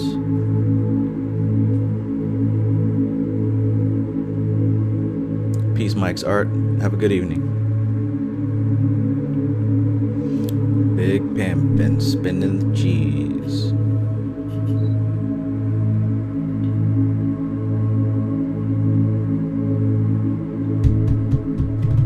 All right. Practically, all the occult wisdom of the world is based upon the knowledge of the 4 ethers and their powers as factors in the unfoldment of form combinations. All occult wisdom. This is why the elementals are so important. The ethers and the bodies of the mineral, plant, animal, and man are the basis of the differentiation of these kingdoms of life. Without their vital principle, which is, in truth, the Hiram Abiff of masonry, the temple building of the ages could not go on. Among the ancient Oriental peoples, the doctrine of the 4 creations taught that from the body of Brahma, the concrete deity, 4 children representing the visible races of the earth were born. From the feet of Brahma were born the black man, or the physical earth. which has been referred to as the footstool of God. From the thorax of Brahma was born the brown man, who represents the ether or ethereal outpouring of nature. From the hands of Brahma, with their power of action, are born the red man, who represents the principles of motion and emotion, construction and destruction, action and reaction. From the mouth of Brahma was born the white man, the Brahman, who is the spiritual and mental man. These four elements just described constitute the four outpourings from the cosmic egg. This is where we get the caste system from, and this is where the concept of race came from, right? Because it seems that we have a tendency to degrade information as time moves on, we start to take this stuff literally. You look at yourself in the mirror and you say, oh, I must be this. Oh, I must be that. But notice the descriptions here of these four races were based on their character, not their physical appearance. But I digress. People will still take it literally because that's just how we do.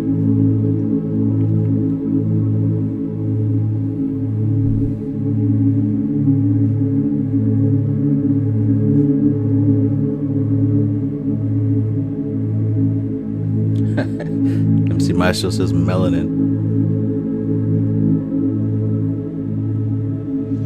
I am that I am says, what was the black man again?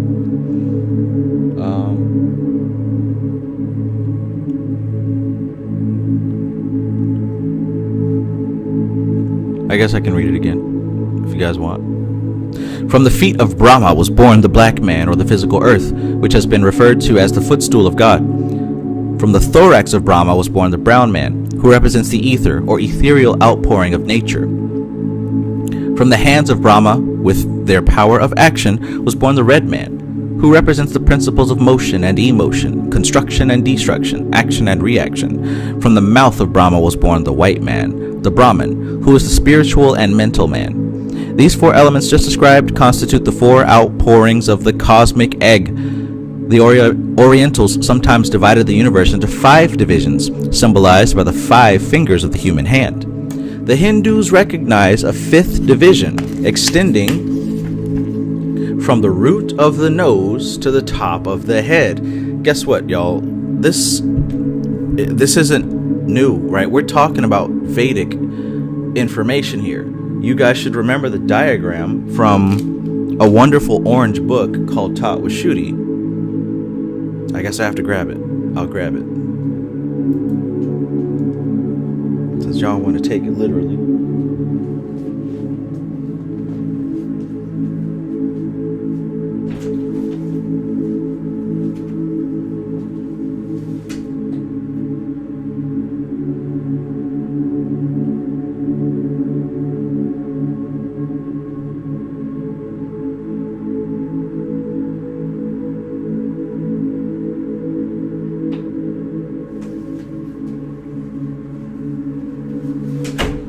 Number 10, now a permanent one.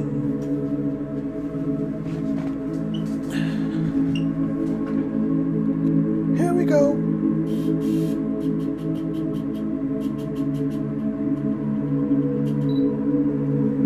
Alright, so checketh this outeth. I think I'll read it for a 3rd time, but with this photo. Wait, where is it? Yeah, there it is.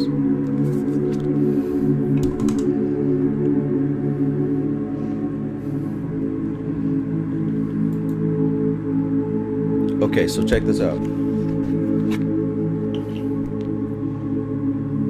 We've got an image here. See that image?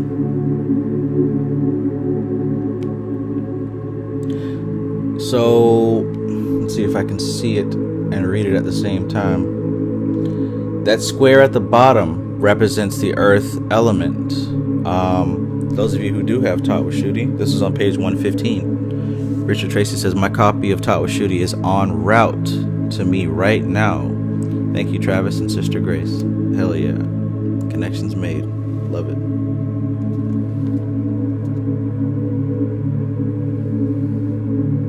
Okay, so yeah, just like what he said here, the 4 races of the earth, from the feet of Brahma, right? The physical earth. See that? It's covering his feet. The feet of Brahma, literally. What was next? From the thorax of Brahma, right? Now what do we have here?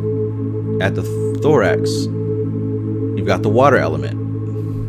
Let me adjust this zoom real quick. There we go. So from the thorax, you got the water element, right? Then he said from the hands and the feet, right? That's going to be the fire element. And it is the fire element because he says the red man, right? The principles of motion and emotion, construction and destruction, action and reaction. That right there is the fire element. Then above that, he talks about from the mouth, right? There you see the air element. And then he goes on to continue to say about they recognize a 5th element extending from the tip of the nose to the top of the head, and that's the 5th element up there, ether, Akash. So we already studied this before. It all connects.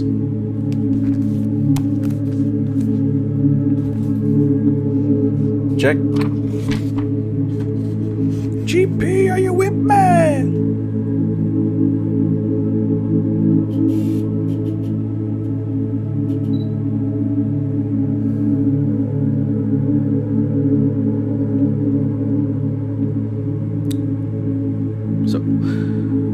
The evolution of man consists in the passage of his consciousness through the 4 elements, which we find so wonderfully symbolized in the ancient initiations. And to be quite honest, that's what the whole meditation of Tawashuti is about. So God bless those of you all who are aware of that meditation and have done it quite a few times. First initiation, the slaying of the dragon of matter. This is the triumph of the discrimination over the vehicles of Maya and the liberation from the chemical substances of nature with their corresponding law of crystallization. This also consisted in overcoming the law of inertia and passing physically through a stone wall. This battle was won by means of the sword Excalibur, which is given to the king out of the waters of the vital ether by the hand of the Undyne.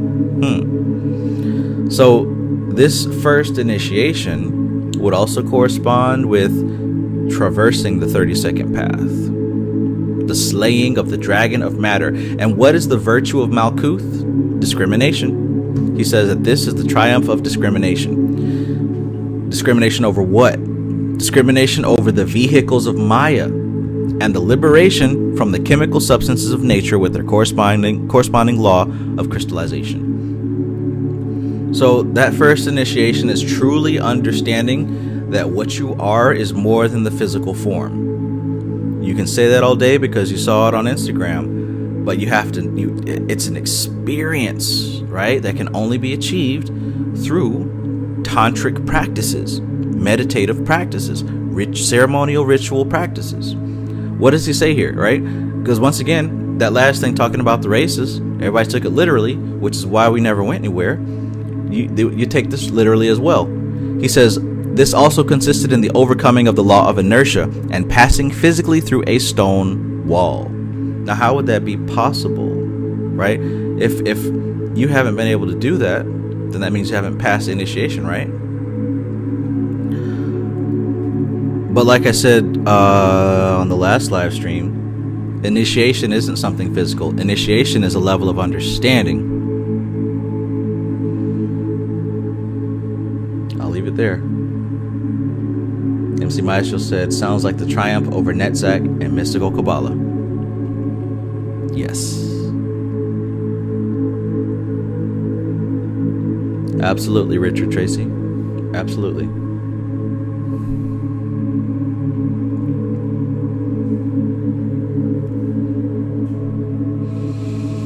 Alright, second initiation, the rescue of the pearl of great price from the ocean of living substances. Right, so we're going from earth to water. This Rhine gold is guarded by the angels and the keepers of the vital forces of the body. Under the direction of the second group of elementals, already described as water spirits, are the vital forces of nature, which they manipulate under the direction of higher hierarchies. The second initiation is accomplished by burning up the water with the flaming sword of the four-headed cherubim, which is turned upward into the brain. In this, the candidate learns to cast the molten sea and receive the benediction of the holy water, which represents the vital forces of his own body. After which he passes under the sea and learns to solve the mystery of water, which is born out of the thorax of Brahma. Can't talk about that on YouTube, but maybe look into that. Alora, peace. Good to see you.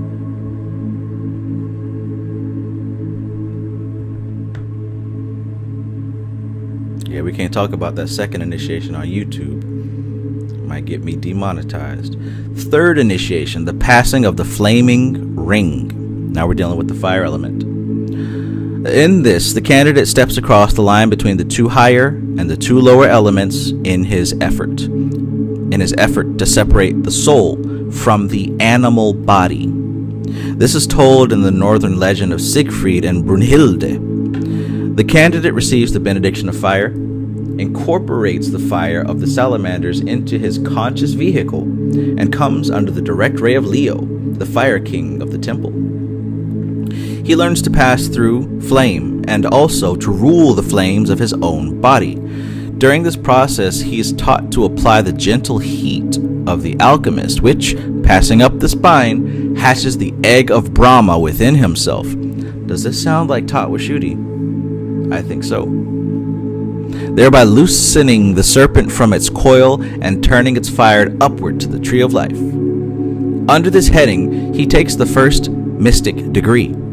If he remains here, he becomes a mystic and a power of the heart path of flame, and dons the crimson robe of Christ. Cool.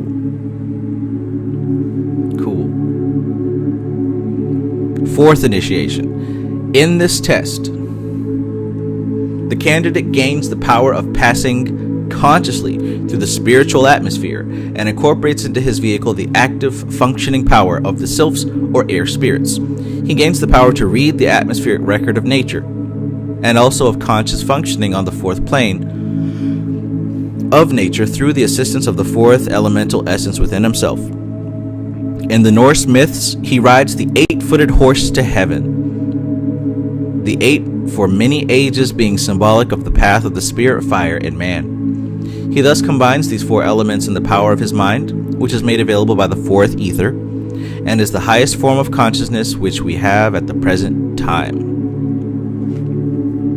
If you're able to retain your consciousness after you pass into dreamless sleep, you might be on your way to that level.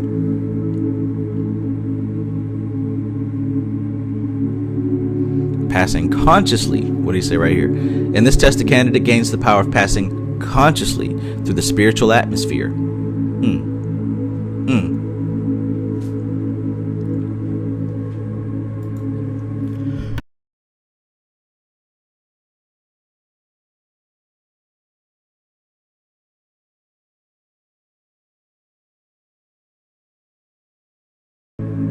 Richard Tracy says this also sounds similar to the rising of Kundalini energy. Absolutely. I would agree with that.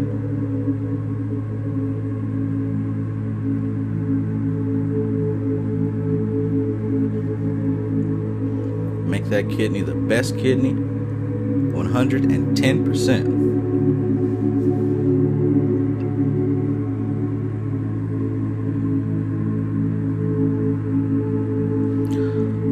All these initiations are possible only through the interpenetration of the elemental essences with the organism of man.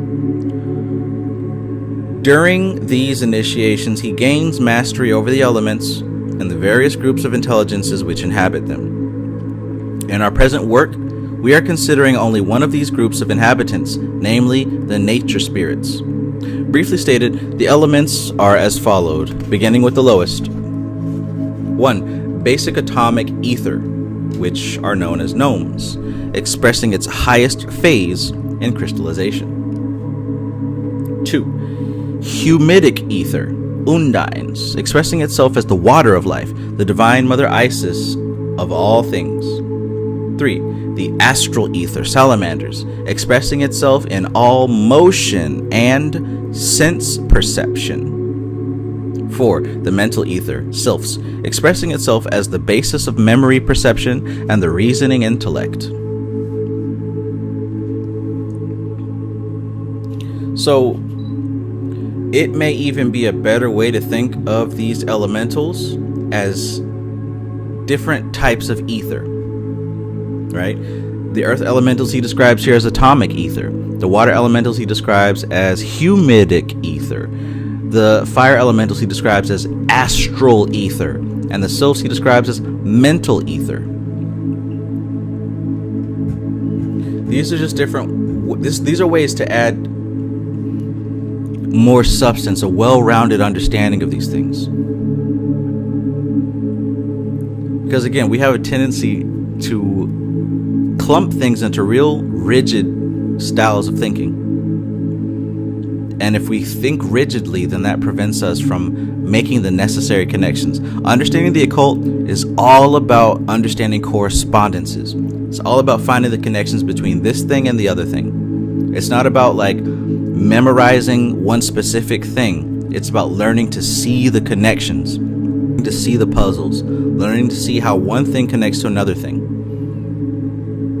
If you were to look inside your mind and see your occult library, your occult understanding, it should be this web of lines crossing over and connecting one thing to another thing. It shouldn't be clean-cut categories of over here this is yoga, over here this is astrology. No, it shouldn't be that way. There should be lines crossing over and connecting everything. It should look like a jumbled up mess,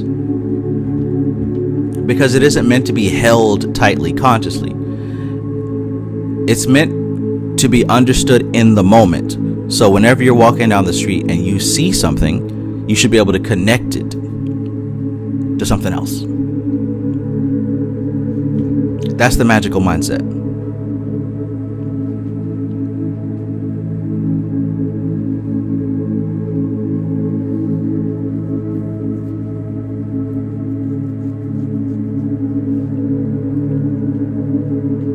Make that kidney the best kidney.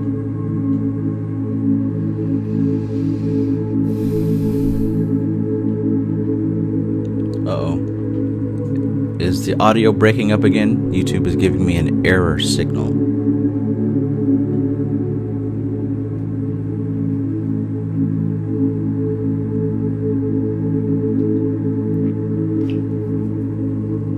Should be all right.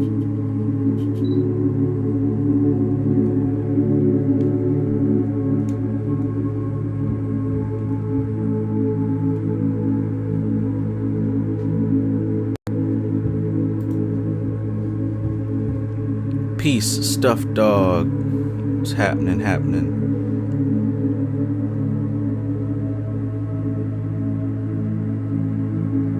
Alright. So, these four represent the channels for the expression of the forces of the four worlds of nature through which man is evolving at the present time. The ether is not the world itself, but is merely a substance capable of carrying or perpetuating that which is the product of some other sphere. In other words, the ether is a matrix. The ether is a workshop, the sandbox. He said the ether is not the world itself. The ether is not the world itself, but it's merely a substance. What kind of substance? It's a substance capable of carrying on or perpetuating that which is the product of some other sphere. So this is where the other elements come to play. The ether is where the other elements express themselves and other forces express themselves.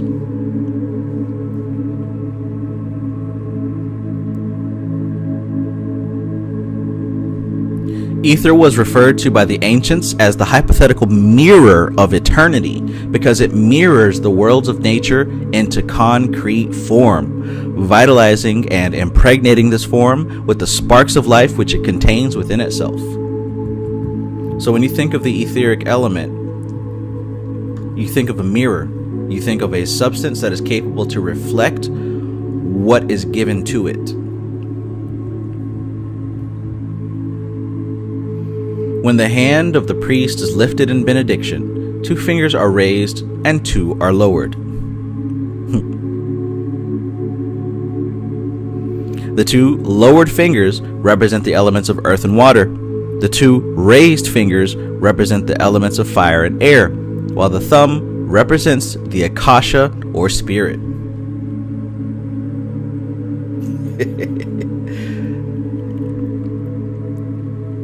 I love it.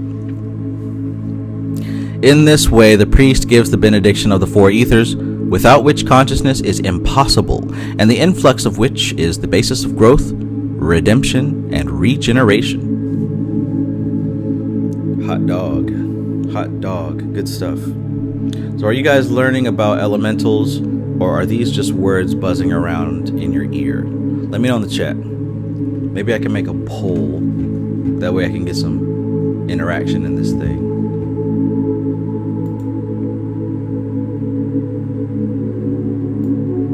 Deacon Patterson is my name.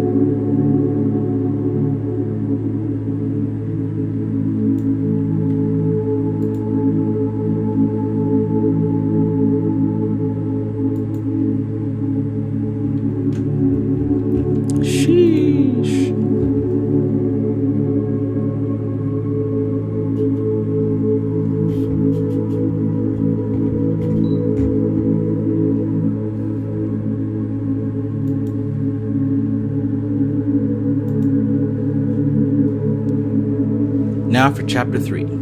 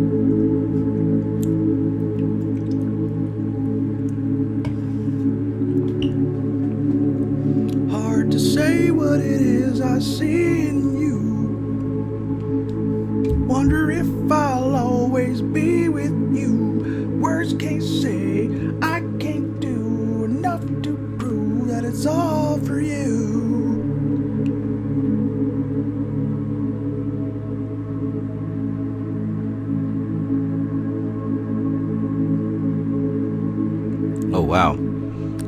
Stuffed Dog says, peace Trav. My city and neighborhood was hit by a tornado yesterday. Damn. That water and wind spirit said, fuck y'all.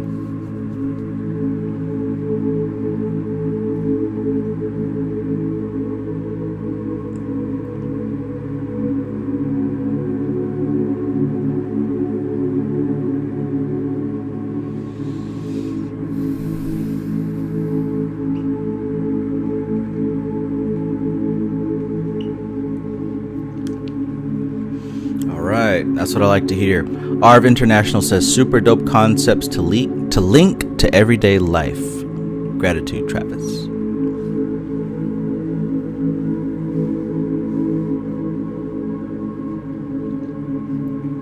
King Prophet, peace, peace. Yamaika, peace.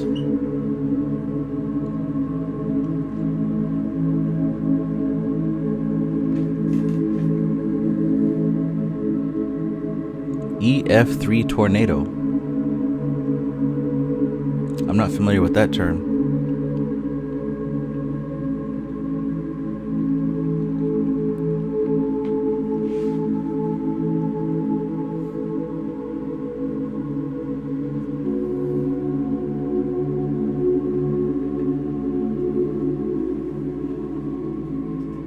Glad you're all right.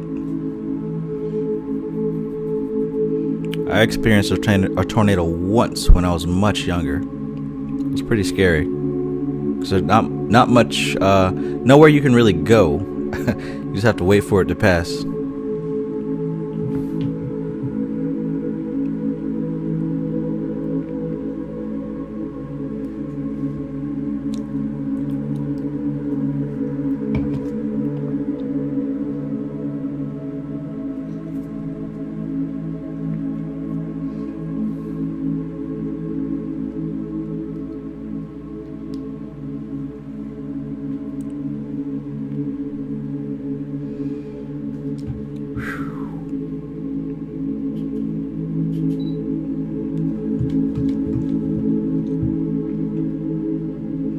Chapter 3, and this will be the last chapter for today. We will resume this in a few more days. And we'll get to the dweller on the threshold and the Sphinx. And maybe what you can expect when you actually do start to master these elementals. But for now, we're dealing with thought forms and emotion-generated elementals. These are a different type. The man-made type.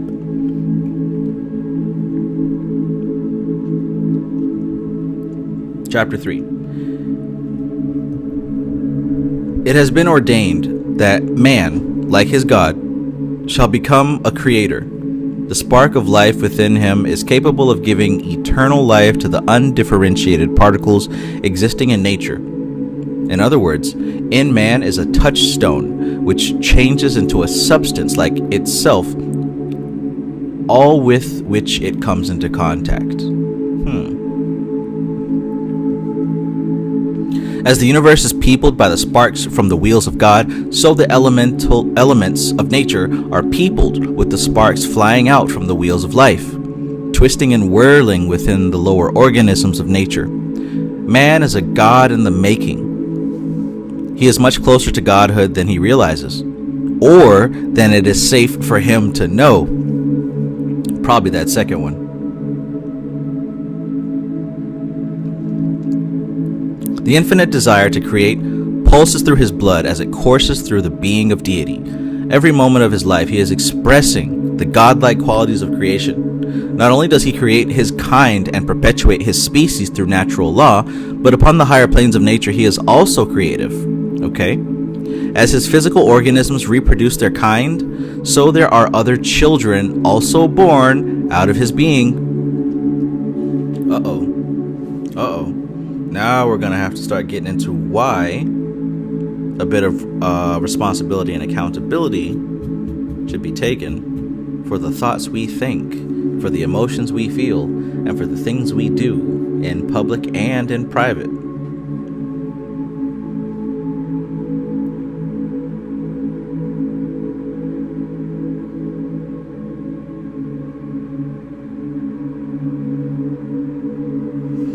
Recalling the four creations from the body of Brahma, right, the four races, we may now say that from the symbolical substances of the feet of Brahma, material earth, the thighs of Brahma, ethereal water, the breast of Brahma, astral fire, and the brain of Brahma, mental air. Once again, if you got Tawashuti, go ahead and flip to page 115.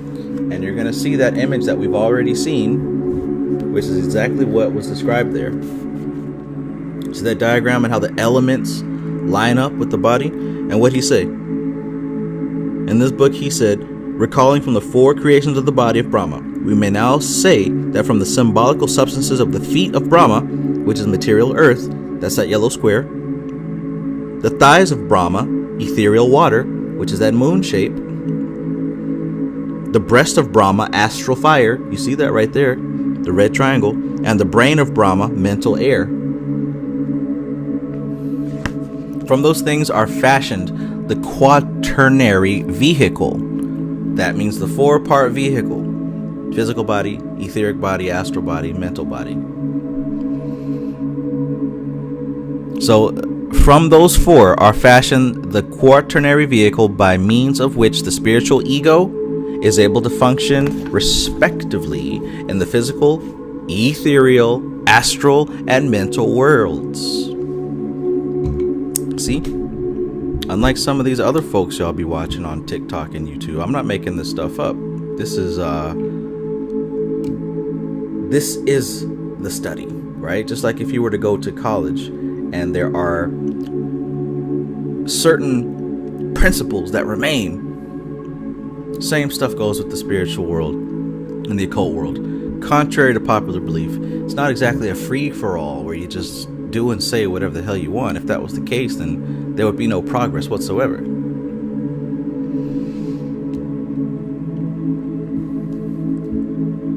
Through the medium of the generative powers in the physical world, man assists in forming the physical bodies of his fellow creatures.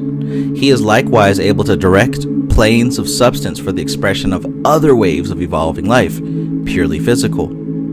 Upon the third world, where the red man was born out of Brahma, there pours forth from the Brahma in man a great stream of creatures built by himself. We're talking about the etheric plane now. As much his children as the physical bodies produced in this world.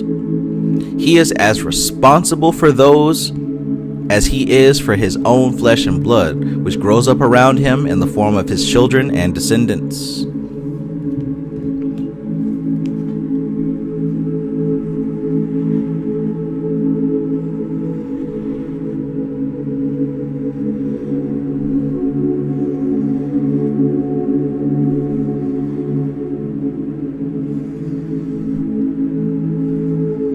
Etheric creations. We do not understand this because these children are invisible to the normal sight of the physical world. The trained clairvoyant, however, is able to see them and realizes that as we are peopling this world with children who are to grow into its future citizens, so surely are we peopling the astral plane with the children of our emotions. Strange, fiery creatures born out of our own emotional body, with its great whirling vortex in the liver. This body is the lion of the cherubim, and from it there streams forth in the world the offspring of the emotional plane. So a lot of people think, you once again, you got to be initiated to work with spirits, and you got to do this and that and the third, but nobody seems to understand that you're always doing this. Like the stuff that you're trying to do, the stuff that you're trying to have people teach you, you're doing it already. You've always been doing it. Now, you may not understand the process, like what he just said here. We don't understand it. We do not understand this because these children are invisible to normal sight in the physical world. These goetic spirits that we're talking about, Goetia and this, that, and the third, you're already dealing with them. You're already working with them. You just don't realize it. You just don't realize how. You make it complex when it's like, oh, well, how do I work with this god? Well, maybe I gotta. You've already got a connection to the elementals, which means that you have a connection with these larger deities, because these larger deities are actually composed of the elemental spirits.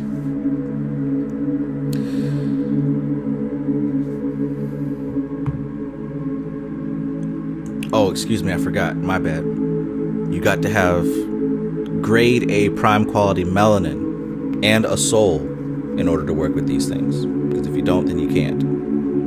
Isn't that what they're talking about?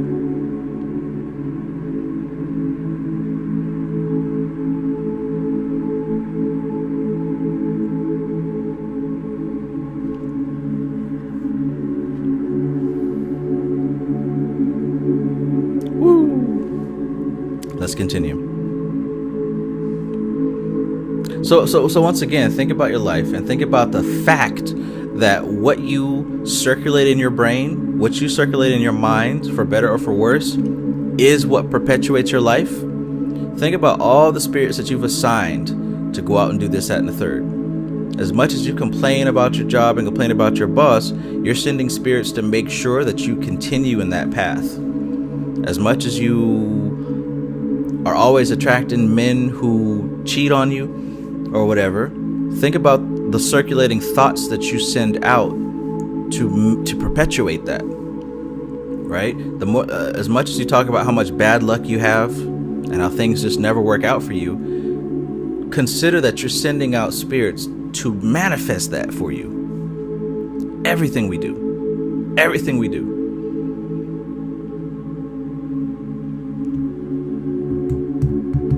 So how silly does it sound to pay somebody else to melt your chakras online, or you know what I'm saying? How,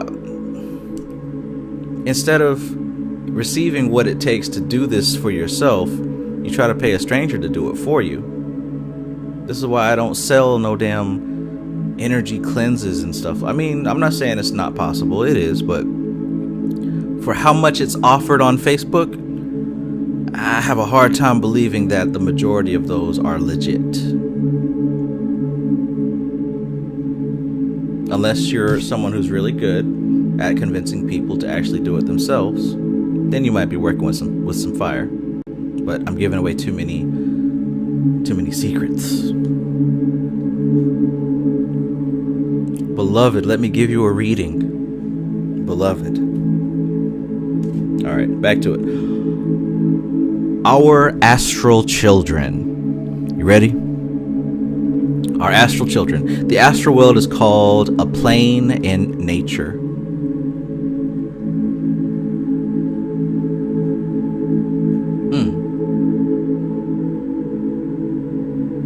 Ashley B. Peace. Richard Tracy says, pay a stranger to do it and hope to God they do it right and care about you enough to do it properly. Right? I doubt the Facebook reader gives a damn about you. They give a damn about what you just sent them on Cash App. Continue. The astral world is called a plane in nature. Human passion, compassion, emotion, and desire are the qualities which attune the body of the individual with the corresponding body of the macrocosmic man. If you don't know, now you know. You want to talk about your astral body, the health of your astral body, doing work in and with your astral body. See, it's not simply, I'm not even going to go there. What it does say here is human passion. So think about yourself, your passion. Think about your compassion. Think about your emotion. Think about your desire, yours, like you specifically listening. What do you desire? And how strong is that desire? What kind of emotions do you circulate on a daily basis? Right? You don't have to tell me, you know. How's your compassion looking? What does your passion look like, right? All of those things are the very qualities which attune you to your astral body. That's what you channel from the Most High. Like all those feelings that you circulate on a daily basis, that's like you going to Baskin Robbins or some ice cream shop and selecting which ice cream scoops, which little Mike and Ike candies and Oreo crumbles and peanuts and caramel that you want on your ice cream, right? Because the Most High is everything, but you're selecting what aspects you want your specific astral body to be composed of. So when you walk out of that ice cream shop with an ice cream cup full of pain and suffering, that's what you selected because of what you ruminate on a daily basis.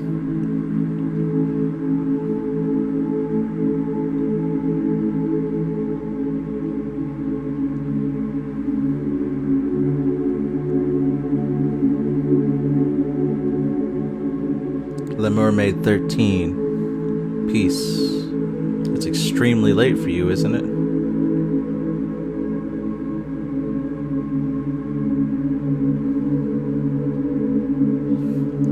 That Kundalini melanin.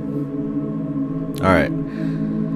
So, God, or Brahma, as we prefer to call him, has a septenary constitution. Remember what I said? Some people say there's 4 bodies, some say there's 5, some say there's 7. Septenary means 7. So what he said here is God, or Brahma, as we prefer to call him, has a septenary constitution, 7 bodies.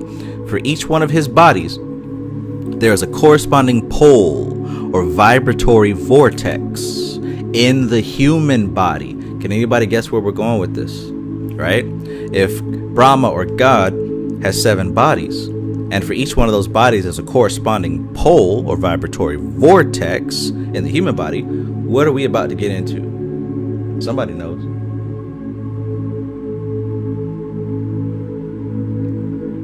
Framestar Films. Peace. Peace. Let's get into it then. So, for each one of his bodies, there is a corresponding pole or vibratory vortex in the human body. These poles being centers of activity which correspond to the greater plane, centers in the universal man. By analogy, there is little doubt that the planets of our chain are the permanent seed atoms of the universal man, and that each atom is the center of a septenary system of globes composed of varying degrees of density. Haha, so y'all thought I was going to say chakras. I love it. Let's continue. In the universal man, these bodies are called planes of nature. In the lesser man, these planes are called bodies. At the present time, we are able to cognize only the wave creation passing through the 7 globes which are attuned to material creation. It is safe to say, however, that in the greater creation, Brahma created waves of life on each of his planes, or bodies, and that the invisible elements of nature are peopled with races, rounds, chains, and globes passing through the septenary chain of manifestation, none realizing or understanding the existence of any other order or being understood in turn by any other. In other words, what he said here is, when you think about the fire elemental plane or the air elemental plane or the water elemental plane, it's not just some pocket universe full of fairies and mermaids. There are whole planetary systems, universes, right? You want to talk about multiverse and what was it? With the Ant-Man going down into the quantum realm, right? That's what we're talking about. We're not just talking about a bunch of fire people jumping around right outside your window. These are entire worlds. It's bigger than hip hop.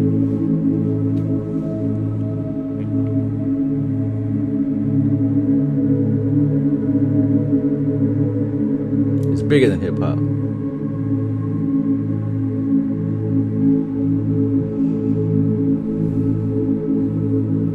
Since this is true of the greater man, and since the law of analogy is an unerring guide, in other words, the law of analogy or correspondence, that's how you can decipher what's true and what's false.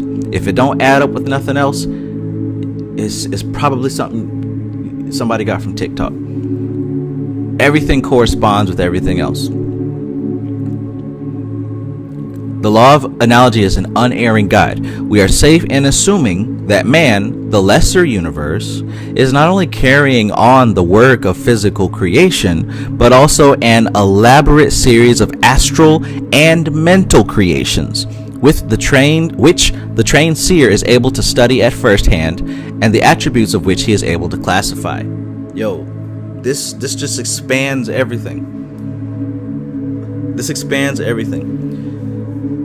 Another thing that he's saying here is that you're not just doing work on the physical plane. You are simultaneously doing work on the mental plane, astral plane, etheric plane as well. Now, you think because you don't remember it or you're not thinking about it, it's not happening.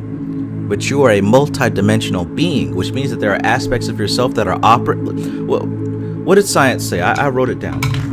When we deal with consciousness, the conscious mind is 1/600th of 1% of what's controlling the body and the functions. Everything else is ruled by the unconscious mind.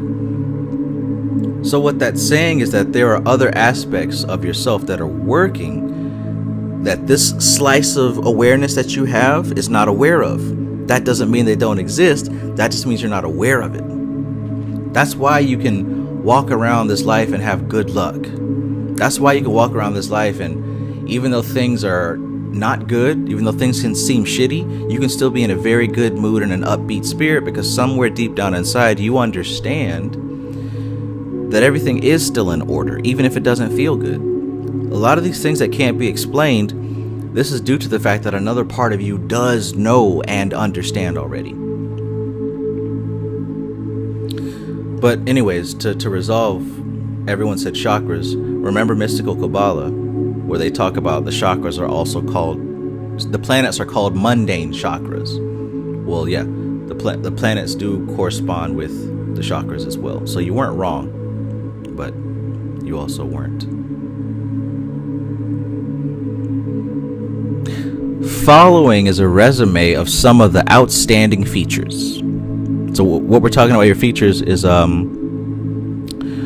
you carrying on the work on these other planes, right? And he says that it's an elaborate series of astral and mental creations, not just physical creations, but we're also creating on the astral plane and the mental plane always, which a trained seer is able to study firsthand, and the attributes of which he's able to classify. So let's look at some of those attributes. Number one, there is a plane of nature corresponding to each one of man's bodies: physical, etheric, astral, mental, causal.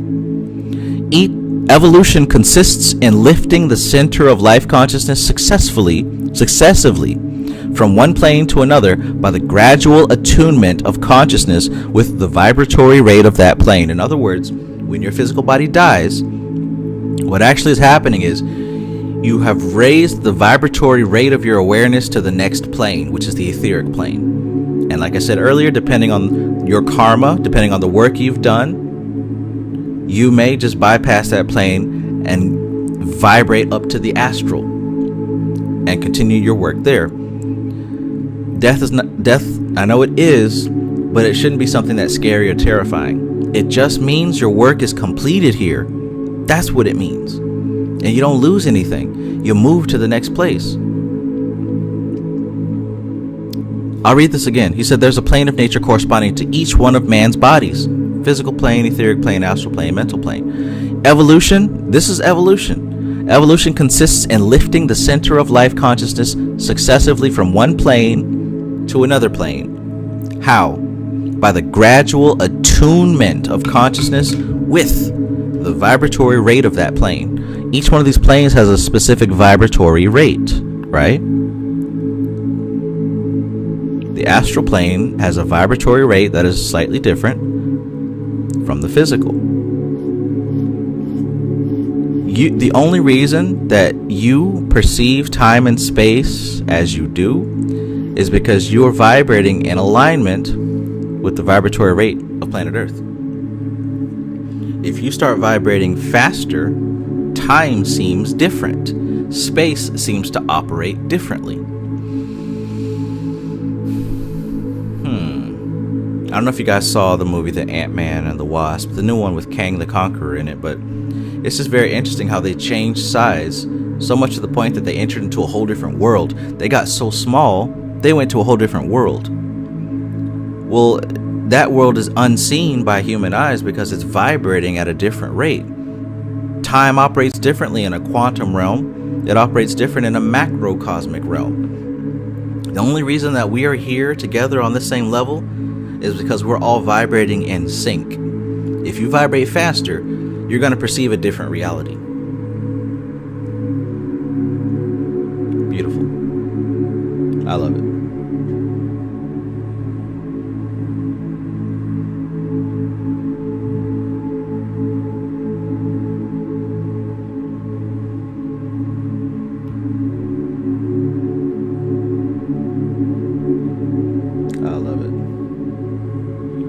Peace, Shango. Good to see you.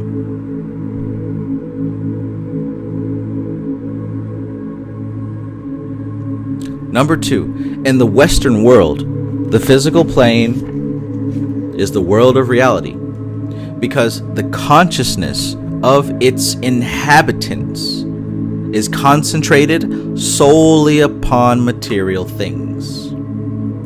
The sense centers being entirely enmeshed in the visible and physically tangible. So we talked earlier about how a lot of indigenous cultures still have a connection to these elementals. Well, while the West seems to have accelerated past that type of belief system, this is a good explanation of it, right? Because the consciousness of the inhabitants of this place is concentrated solely on material things. The only thing any of us care about is material things, right? We are a minority. The majority of people on this planet, right? Because it's a majority rule. Whatever the majority mass of human beings will is what happens. So the mass of human beings is solely focused on the material plane. That's it. Don't nobody care about no astral. Don't nobody care about no mental, etheric, etc., etc. People want money, food, sex, and entertainment. So that's what we have in abundance: money, food, sex, and entertainment. Number 3, the physical world is to us the only existing reality because we cognize the external only through the vibratory rates of sense perception. We cognize the external world only through the vibratory rates of sense perception. If you've ever looked at, say for example, if you ever worked with music, if you ever produced music, sound design, you know that there's a certain vibratory range of human hearing. That doesn't mean that there isn't vibration above and beyond or below and beneath. That small slice, that range, is what our ears are vibratory tuned to hear. If you go lower, you're going to start to get to different vibrations that we classify with different senses, right? Smell is a different vibratory range. Sight, colors, that color spectrum, you ever seen where it goes from infrared to ultraviolet? That again is a range of vibration. Put it all together. At the very low end, you've got vibrations that you can feel with your physical body, with your skin. If you accelerate that range, you'll be able to smell things, taste things. Next, you'll be able to see things. Then you'll be able to hear things. And then past that, you can only feel it with your spirit. This is also talked about in the Kabbalion on the chapter about vibration.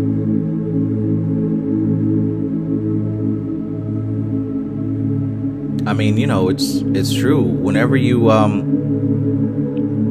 if you got the bass up high, if you're sitting in somebody's vehicle that has like this very complex sound system, you feel the bass. Or if you've been to a concert, you feel the bass in your body. That's because that range of sound is so low that it's getting closer to the range of tactile sensation.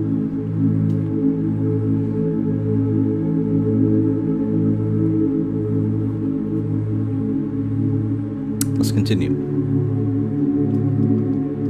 The physical world is to us the only existing reality because we cognize the external only through the vibratory rates of sense perception, and our present rate of sense perception attunes us with the plane of the lowest, the feet of Brahma, the level of Sudra or servant.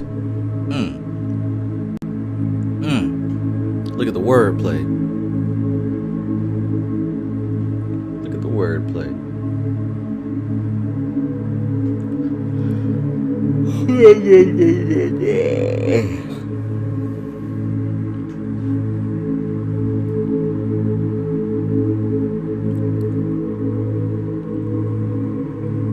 Number 4. In nature there is a world or plane, one of the bodies of Brahma, to which man becomes attuned through the vibratory rate of the emotional sutratmic atom. So there's a vibratory rate of emotions, which is why emotions produce reality. What you feel produces reality. What you think produces reality. There's a vibratory rate for these things. The whirling of the atom produces a rate of vibration, and each of these seed atoms vibrates to a different key. To one capable of understanding them and whose senses have made the proper attunements, the seed atoms intone a mystic chant, whose notes sound like the thunderous tones of a colossal organ in nature. Never ceasing their wondrous pinwheel motion, they join the ensemble of the celestial symphonies of marching spheres. In a lesser way, they sing the chant sung by the planets, and thus breathe the sacred name of the Most High, that wondrous being composed of all these sparks of life that robe themselves in this endless scroll of vibratory sound. You guys remember in the Bible where it talks about how in heaven the choir of angels sing eternally, holy, holy, holy, God is holy and whatnot. And in our heads we're thinking it's a bunch of people in white robes singing all day long. No, see, we've entered a plane of existence where all that exists is vibration. And these things, all they do is vibrate. That's the song that these angels are singing.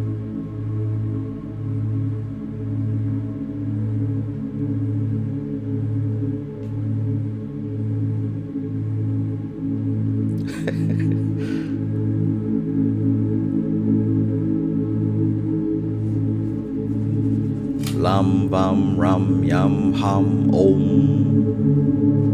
Shango said, who did he say chants? He's talking about the whirling atoms that produce rates of vibration, different rates of vibration. These seed atoms vibrate to a different key.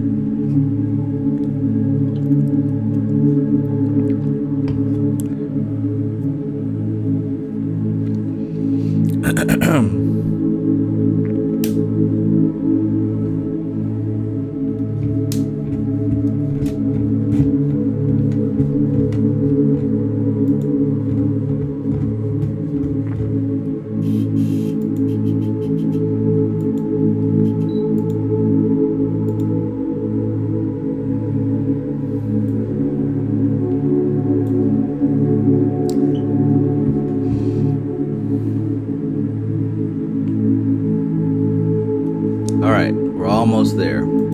Almost there.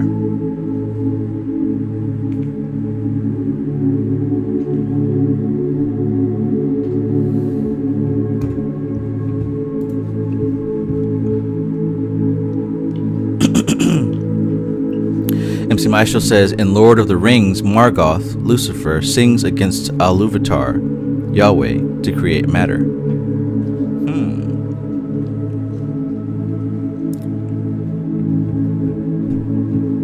Very interesting.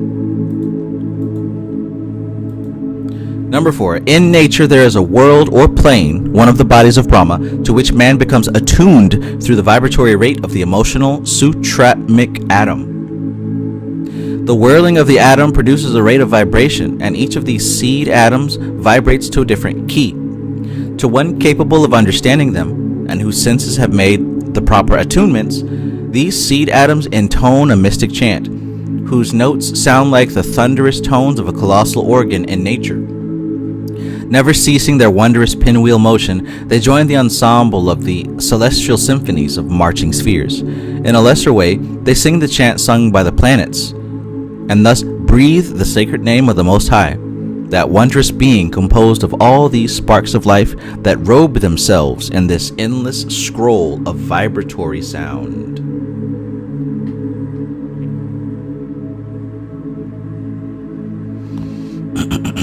Number 5. From the physical body of man, there extends an egg-shaped aura. How many people knew that? There extends an egg-shaped aura with the large end at the bottom. This aura, commonly called the astral body, is a series of swirling emanations in which the rudiments of the organs can be traced in spirals and pinwheels of colored light. Reminds me of a certain book.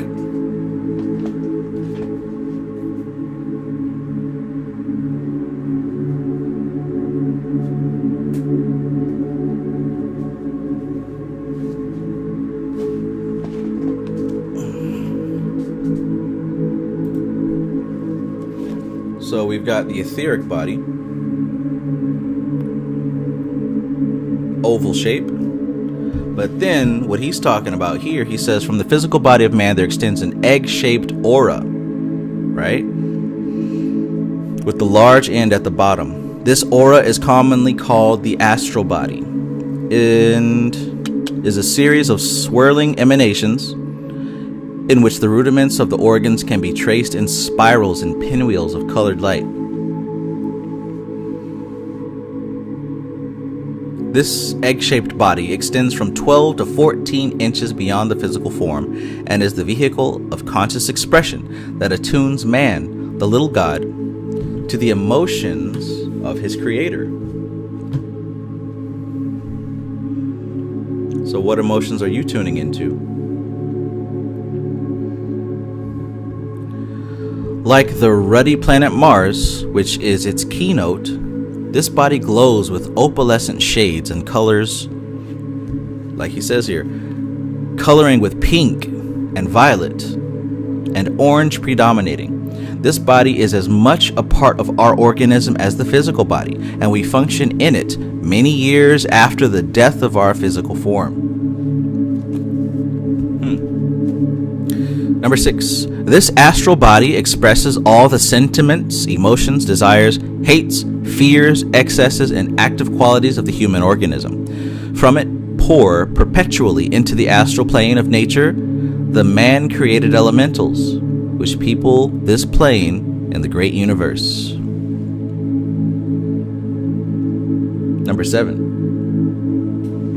The astral plane was divided by the ancients into 2 grand divisions, Karma Loka and Devachan.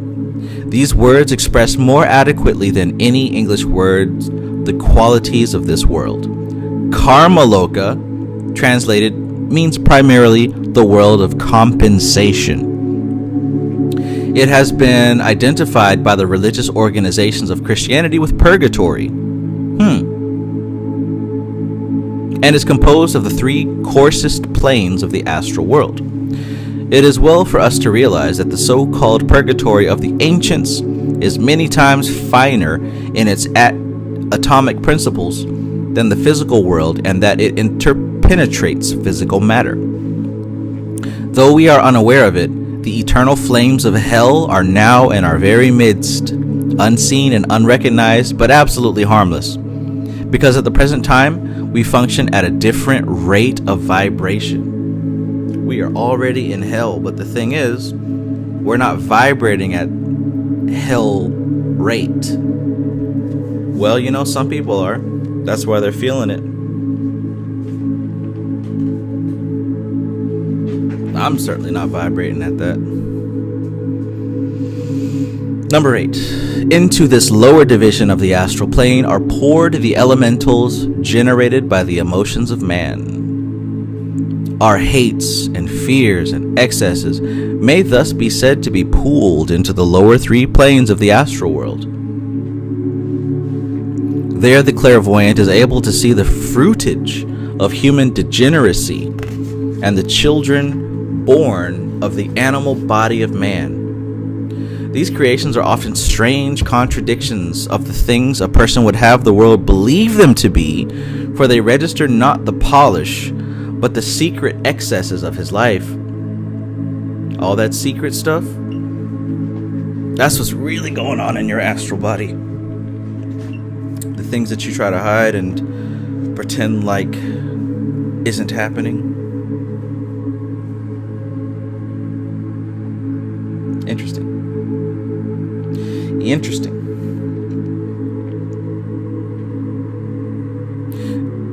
These creations are often strange contradictions of the things a person would have the world believe them to be, for they register not the polish but the secret excesses of his life. As streams of demons and monsters such as haunt the sleep of the opium fiend or flash before the eyes of the drunkard, we see the children born of the lowest side of God's fire world. They issue from us in a never-ending stream and feed this seething throng of fire beings that destroy each other in this world of darkness. This is indeed the inferno of Dante. Here in Karma Loka, the land of sin, man must meet his creations face to face and confront the children of his vices. So look, if you're doing your meditations and you're seeing all kind of scary images and demons and monsters and hell, that doesn't mean that. What that means is what you must learn to do now is to accept those things and push through them, not to attach to them, not look at them and follow them to where they lead, but to be still and unmoved by those things.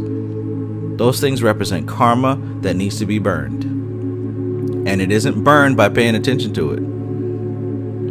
It's burned by sitting there and letting it dissolve.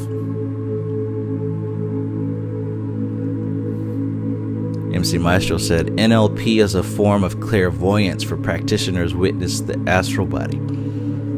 Oh man. NLP is a form of clairvoyance. Nice.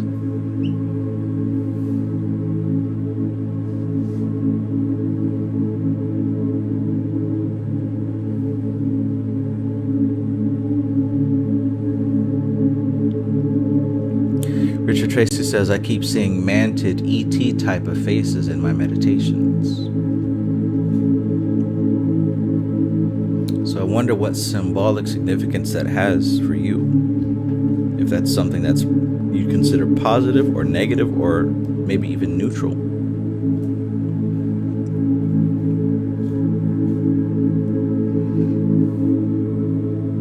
Number 9. Man little realizes the immortality that he is capable of conferring upon his creations.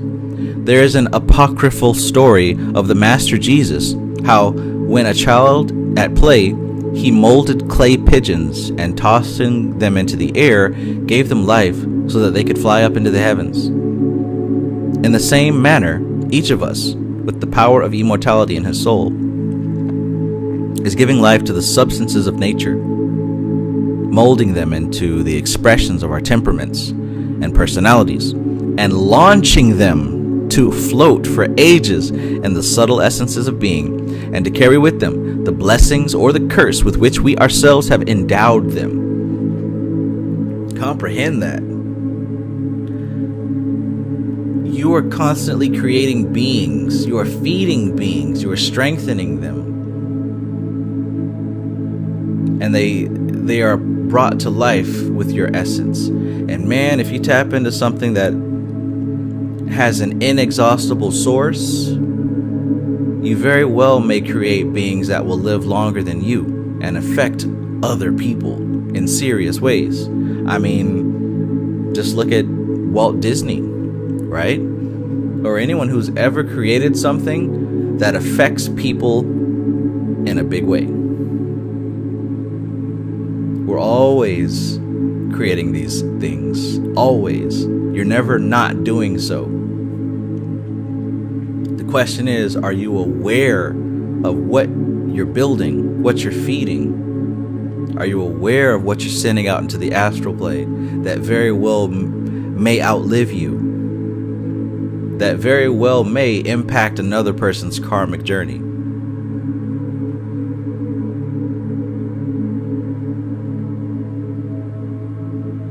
Shango says, could the beings create their own beings? Well, according to Manly P. Hall, what he says here is that these elementals have their own families and duties, and they live their own lives. So very much yes.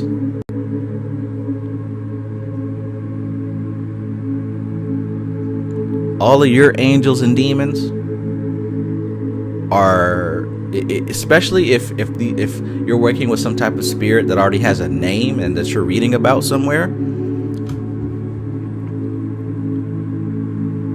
these are, for the most part, probably shells that you filled with your own essence.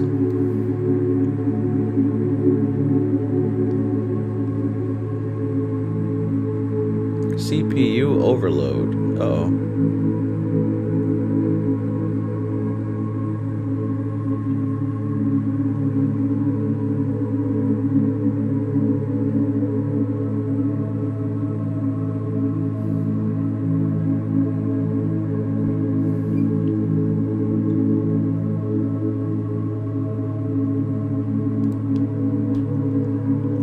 Has gotten intensely hot, but I'm going to keep reading. I'm going to give it a break, give it a little rest here. All right, so thought forms. Thoughts are geometric outpourings of the mental body.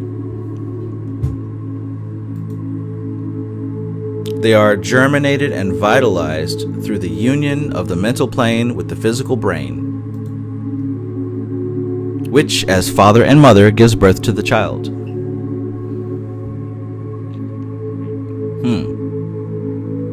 So the mental plane and the physical brain serve as the father and the mother.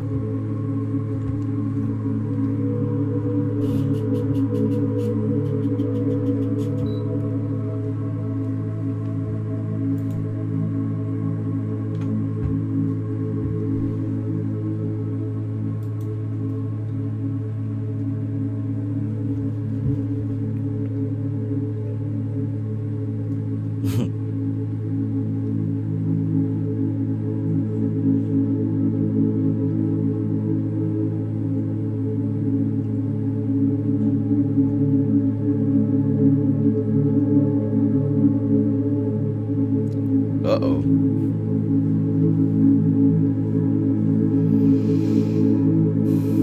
So, thought forms. Thoughts are geometric outpourings of the mental body. They are germinated and vitalized through the union of the mental plane with the physical brain, which, as father and mother, gives birth to the child. A thought. In order to think, it is necessary for the entity to have in his being a center of conscious power, a sutratmic vortex of the same rate of vibration as the mental plane. Around this, he builds the mental aura, which consists of an egg-shaped vehicle, sometimes with uniform ends, sometimes with the upper end slightly larger.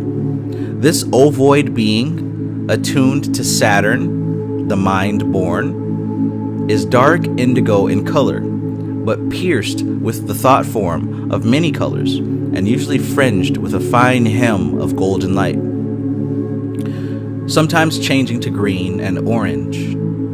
This body, which is the vehicle of consciousness on the mental plane, is the highest we are capable of building at the present time, the vortices of the higher bodies being as yet latent. Interesting.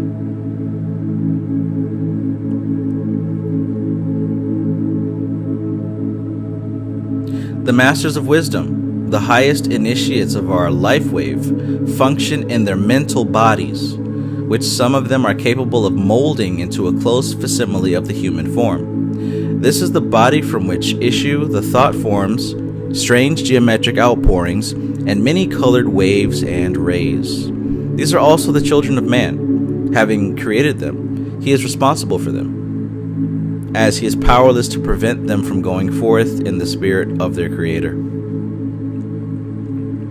We are surrounded by our own emanation bodies, which are constantly pouring into the infinite reservoirs, streams of energy both constructive and perverted.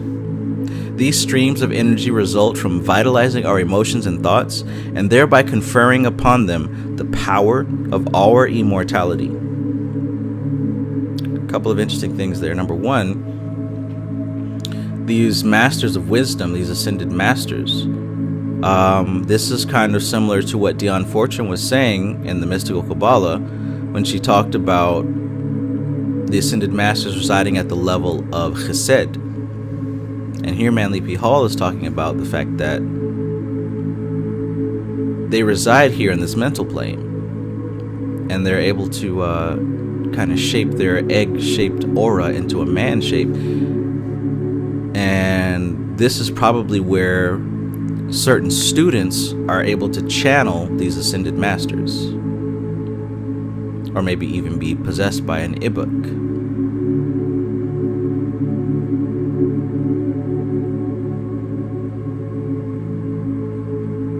Al-Diki says, Islam teaches every person is born with 10 jinn, and you train them with what you learn.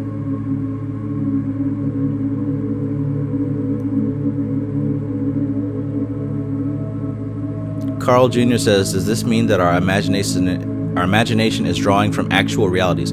Absolutely. Your imagination is it's a receptive satellite dish. It's not a creative thing. The imagination is Yasad, is the etheric body, and it receives from the higher planes. So yes, I mean, there's been countless instances all the time where you'll see a movie come out and you may have thought about that idea before you even saw the preview, or maybe with a video game, or maybe even with a song. There's been many places where multiple people have received an impression because it goes out to those who vibrate at the level of that impression, just like what he's talking about here. But only the ones who are capable, who have the capacity to produce that thing, are the ones who do it. Many people receive these vibrations, but everybody can't put it out, right? I mean, like, how many times, every single day, I can say that every day for years, I'll make a video and people will be like, oh my God, I was just thinking about this today. I was just thinking about this yesterday. Me and my wife were talking about this. We were talking about this. That happens every single day. And what that means is that there are impressions being received that I'm capable of putting out, but that doesn't mean I'm the only person who receives this stuff. And this goes across the board. Songs, movies, any type of creation. Multiple people receive them, but only those who are able to produce them right now. Whoever's able to produce them the fastest and the most efficient is the one who does it. That's what human beings are. We receive.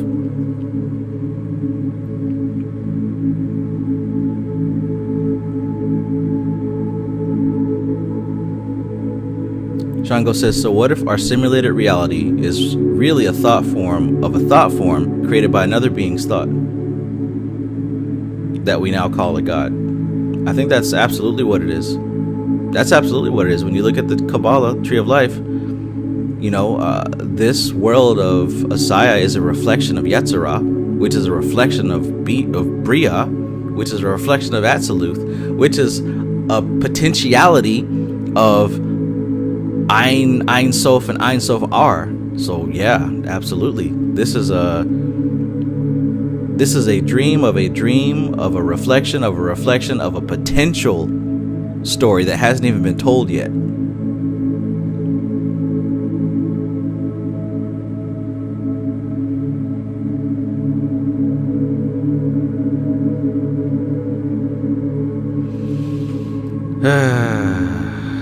What a way to live. What a reality to live in.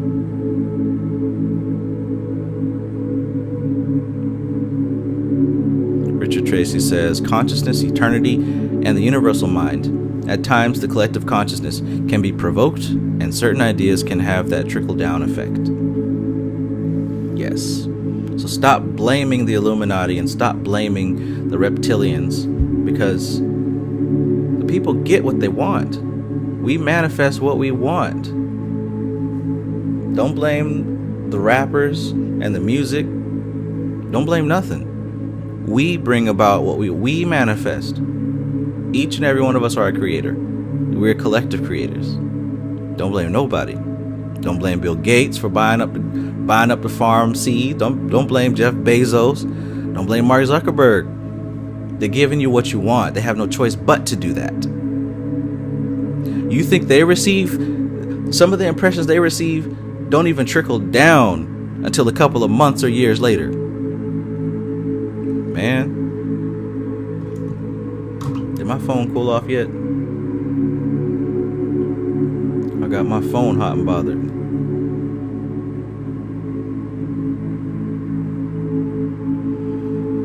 All right, back to it. Vata Mata Kind.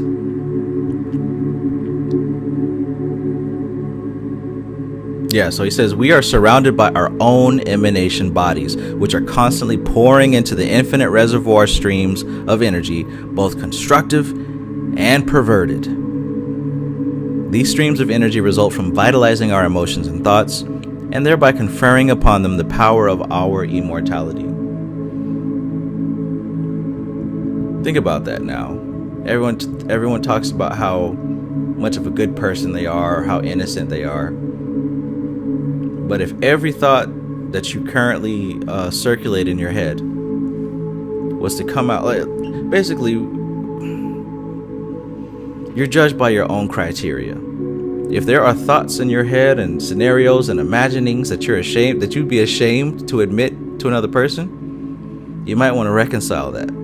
You're creating an egregore. Here's the thing: it's not the content of your emotions and imaginations. It's not what you imagine. It's the context of it. It's how you feel about it. That's what resonates and reflects. If there's shame in your heart, you're going to get shame. If there's pride in your heart, you're going to get pride. If there's fear, you're going to get fear. If there's confidence, you're going to get confidence. If there's neutrality and balance, that's what you're going to manifest.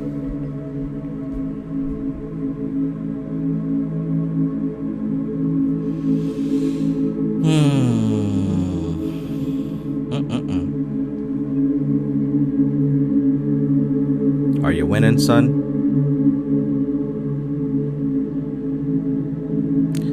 All right, so we just talked about Karma Loka. Now let's get to Deva-chan. I wonder if that's anything like 4chan. No, not at all. Deva-chan. In the Orient, Deva-chan is called the home of the Devas, a great race of spiritual creations, or rather, higher astral creations who never appear on the physical plane, but who function continually in their astral bodies, or occasionally in their mental bodies. The Devas are correlated sometimes with the Salamanders, but this is incorrect. As the careful student readily comprehends, the ancients recognized three groups of Devas. The formless Devas of the higher mental planes, whose vehicles are formed of the cloudless night of the arupa substance, which is abstract mental essence. Remember, rupa means form in Sanskrit. The embodied Devas, who are the great beings who dwell on the rupa, or form mental plane, composed of concrete mind stuff, similar in texture to thought forms, and the fire Devas, or the inhabitants of Deva-chan, the higher astral plane. So we got these formless beings, we've got these beings of form, and we've got these beings that are kind of transcendent of them.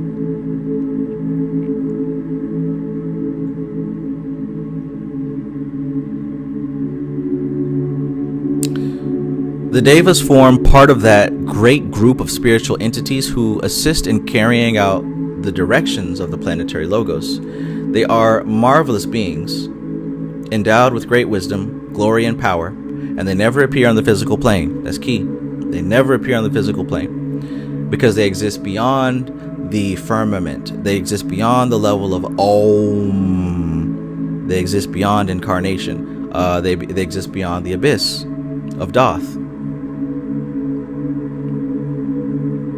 Now see, that's called correspondence. I just named all these different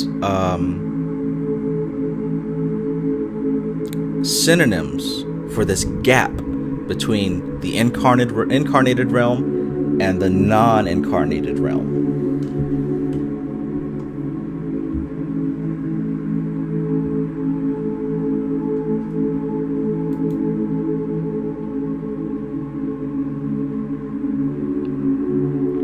So, the Devas form part of that great group of spiritual entities who assist in carrying out the directions of the planetary logos. They are marvelous beings endowed with great wisdom, glory, and power, and they never appear on the physical plane. Their knowledge is apparently limitless, and to meet one is an unforgettable experience. The Devas form one group of the instructors of humanity on the higher planes of nature. These beings are outpourings from the waves of creation, evolving as children thrown out of the superphysical bodies of the deities. I'll read that again. The Devas form one group of the instructors of humanity on the higher planes of nature. So what about these instructors? These beings are outpourings from the waves of creation, evolving as children thrown out of the superphysical bodies of the deities. Some of them are called skin-pore creatures, others fireborn. In many of the ancient doctrines, they were called bloodborn, and in still others, children of thought. So we've got these devas, which are these high beings that have not incarnated in the manifest dimension, and they are limitlessly wise. Yet there is a group of them who do instruct and teach humanity. But in order to do that, they have to enter into the plane of manifestation. So they're thrown out of that perfect realm into the physical realm, into the manifest realm, not physical, the manifest realm, as children, as babies. He goes on to say, as surely as these creatures are the mind-born sons of God, so surely are the thought forms and astral elementals the mind and fire-born sons of human beings. Man is responsible for these strange creatures who float around and battle for ages before they are finally dissolved in the essences of God's body. Had man the power of immortal creation, he would people the elements with these demons. But as yet, he is only learning. In this is his salvation.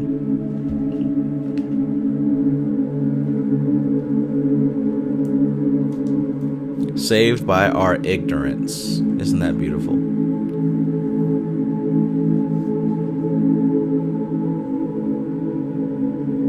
Interesting.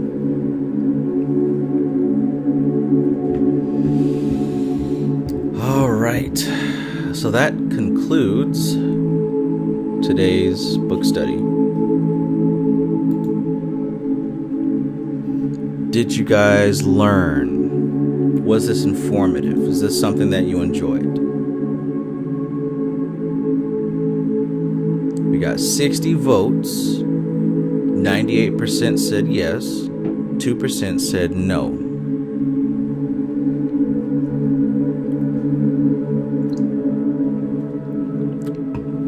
That's literally one person.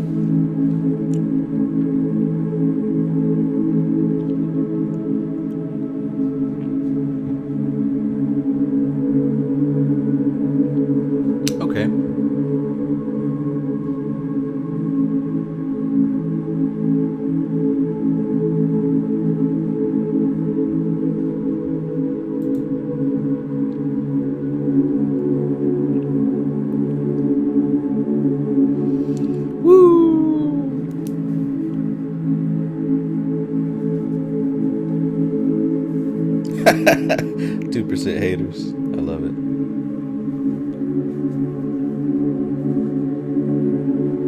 Bot says, can you levitate? Hell no. Why would I want to do that? I ain't got no superpowers whatsoever. Matter of fact, I can barely read.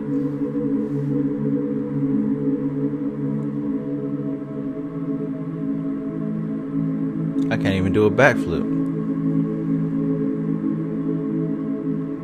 Oh yeah, I wanted to finish before 11:11, and look at that.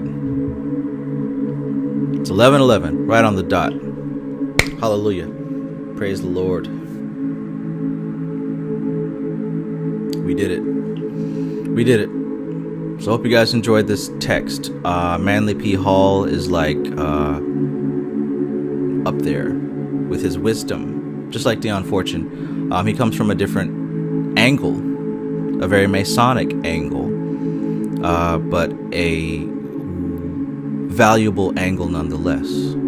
If you're somebody who's scared of the Freemasons, I hope that you work that out.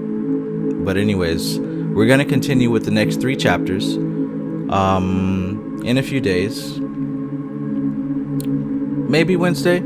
I don't know, but I'll let you guys know. Now, since this is such a short text, it will be finished on the next book read. And if you didn't get the memo, you'll have a little bit more time. The next book read is going to be this one by the same author. It's called The Sacred Magic of the Kabbalah. And we're going to get into Kabbalah stuff, numbers and whatnot.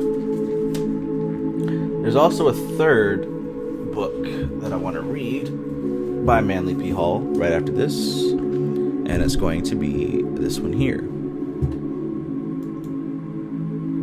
Magic.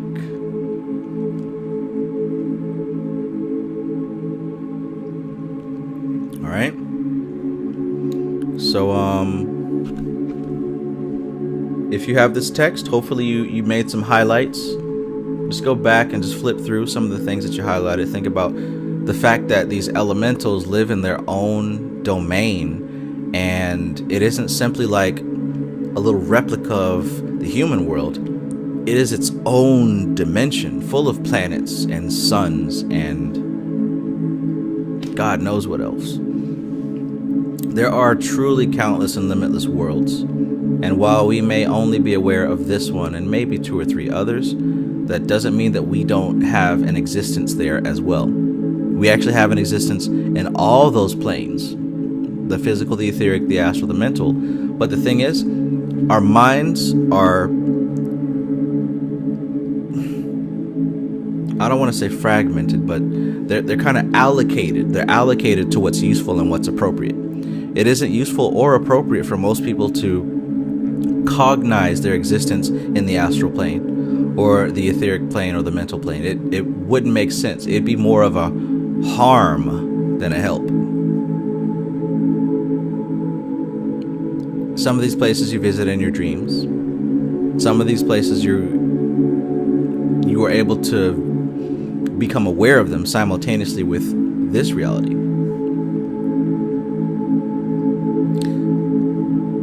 In any case, that concludes the book read. This is fun. It's been a minute since we've done this, but now we're back on it. Does anybody have anything else that they'd like to say, I suppose, before we conclude? Maybe not.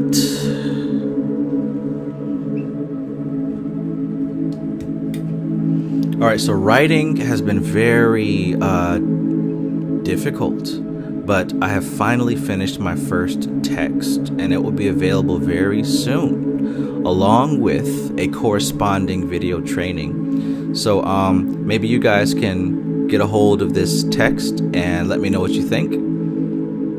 Let me know if there's something in it that can help you. Let me know if maybe there's something I can improve, because I'm not going to stop. I'm going to keep writing. But this is my first one, so I look forward to sharing that with you guys.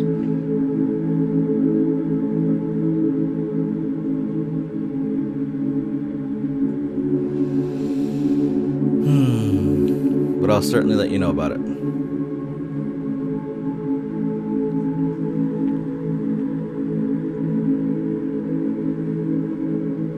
All right. Stuffed dog superpowers. I can make a booger talk. I don't know if I want to see that. Oh man. So I made that second slab of ribs. I learned my lesson. Number one, I forgot to take that skin off the back. That skin that y'all were telling me about. Forgot to do that. And then I emptied an entire bottle of mustard on it. I thought that would be a great idea. It wasn't awful, but it had an extremely mustard taste. I learned my lesson. Next time, it's fun. I like preparing them and doing it that way. I'm gonna try it again with less mustard. I wrapped it up good though. I wrapped that thing up so tight, no juice leaked out. That was something I was proud of. No juice leaked out. But too much mustard. Won't do that again. And I cannot forget to take that fat skin off the back.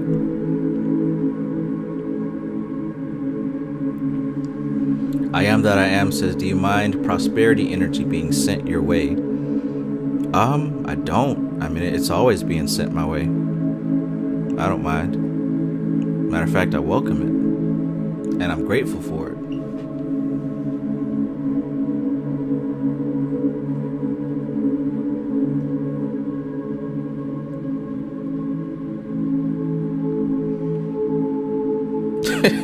Mustard ass ribs.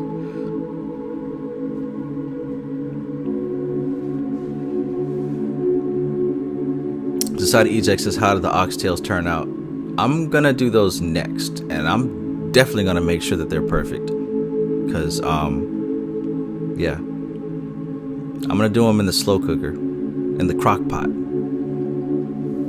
Looking forward to those, but I'm gonna fast first, so that I got a clear stomach to enjoy them with. Probably in the next 2 or 3 days. Al Dickey says, Trav, come on, bro. You see my IG, you should have hollered at me. Yeah, I thought I had it under control. Next time, though. You gotta make mistakes before you can become an expert, and I'm okay with that. I'm totes okay with that. Framestar Film says, Trav, you've been giving Prince vibes. Yeah. Thanks. I enjoy Prince vibes. My favorite kind. Al Diggy says, look at my ribs on IG, Trav, and smoked roast like brisket. Alright. I'm gonna get me a smoker this summer. But, yeah, smoked meat is the best. Like, I don't think I could be vegan anymore after tasting smoked meat.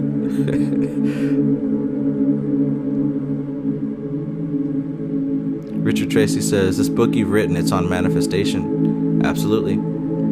It's a short text. Like I said, it's my first. It's kind of difficult. I've been trying to tackle like big book projects and I end up not ever finishing them. So my new strategy is to start writing shorter books and then work my way up. Because why not? Like, this is a short book, right? This book is only 50 pages, you know? So I'm going to start short, work my way up. It's not my magnum opus, but it definitely has information that I think is helpful. And like I said, I'm also doing a video training to go along with it to fill in some of the extra stuff that you don't, you know, kind of like this, right? There's like extra stuff in between the words that can be pulled out, so to speak. But yeah, that's coming very soon, very, very soon. I'm finishing up the videos right now, so any day now, really.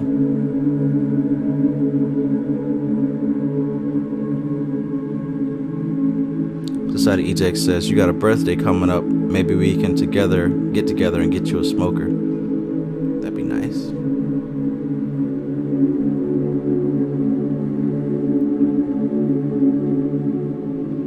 Bot says, do you still chakra meditate? Absolutely. I don't think that's something I'm ever gonna stop. Do you still chakra meditate? Anna Molly says, I just made sushi rolls with smoked salmon. Oh my gosh. That sounds great. Okay, we start talking about food. We will definitely be here for another 45 minutes. So I'm gonna go. Thank y'all for being here. This has been an awesome experience, as always. I love doing this. It's a lot of fun for me. Hopefully it's a lot of fun for you.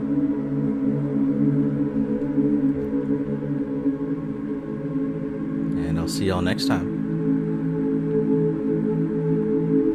This is TK Trav, aka Travis Magus, here with LVX777. I love you guys.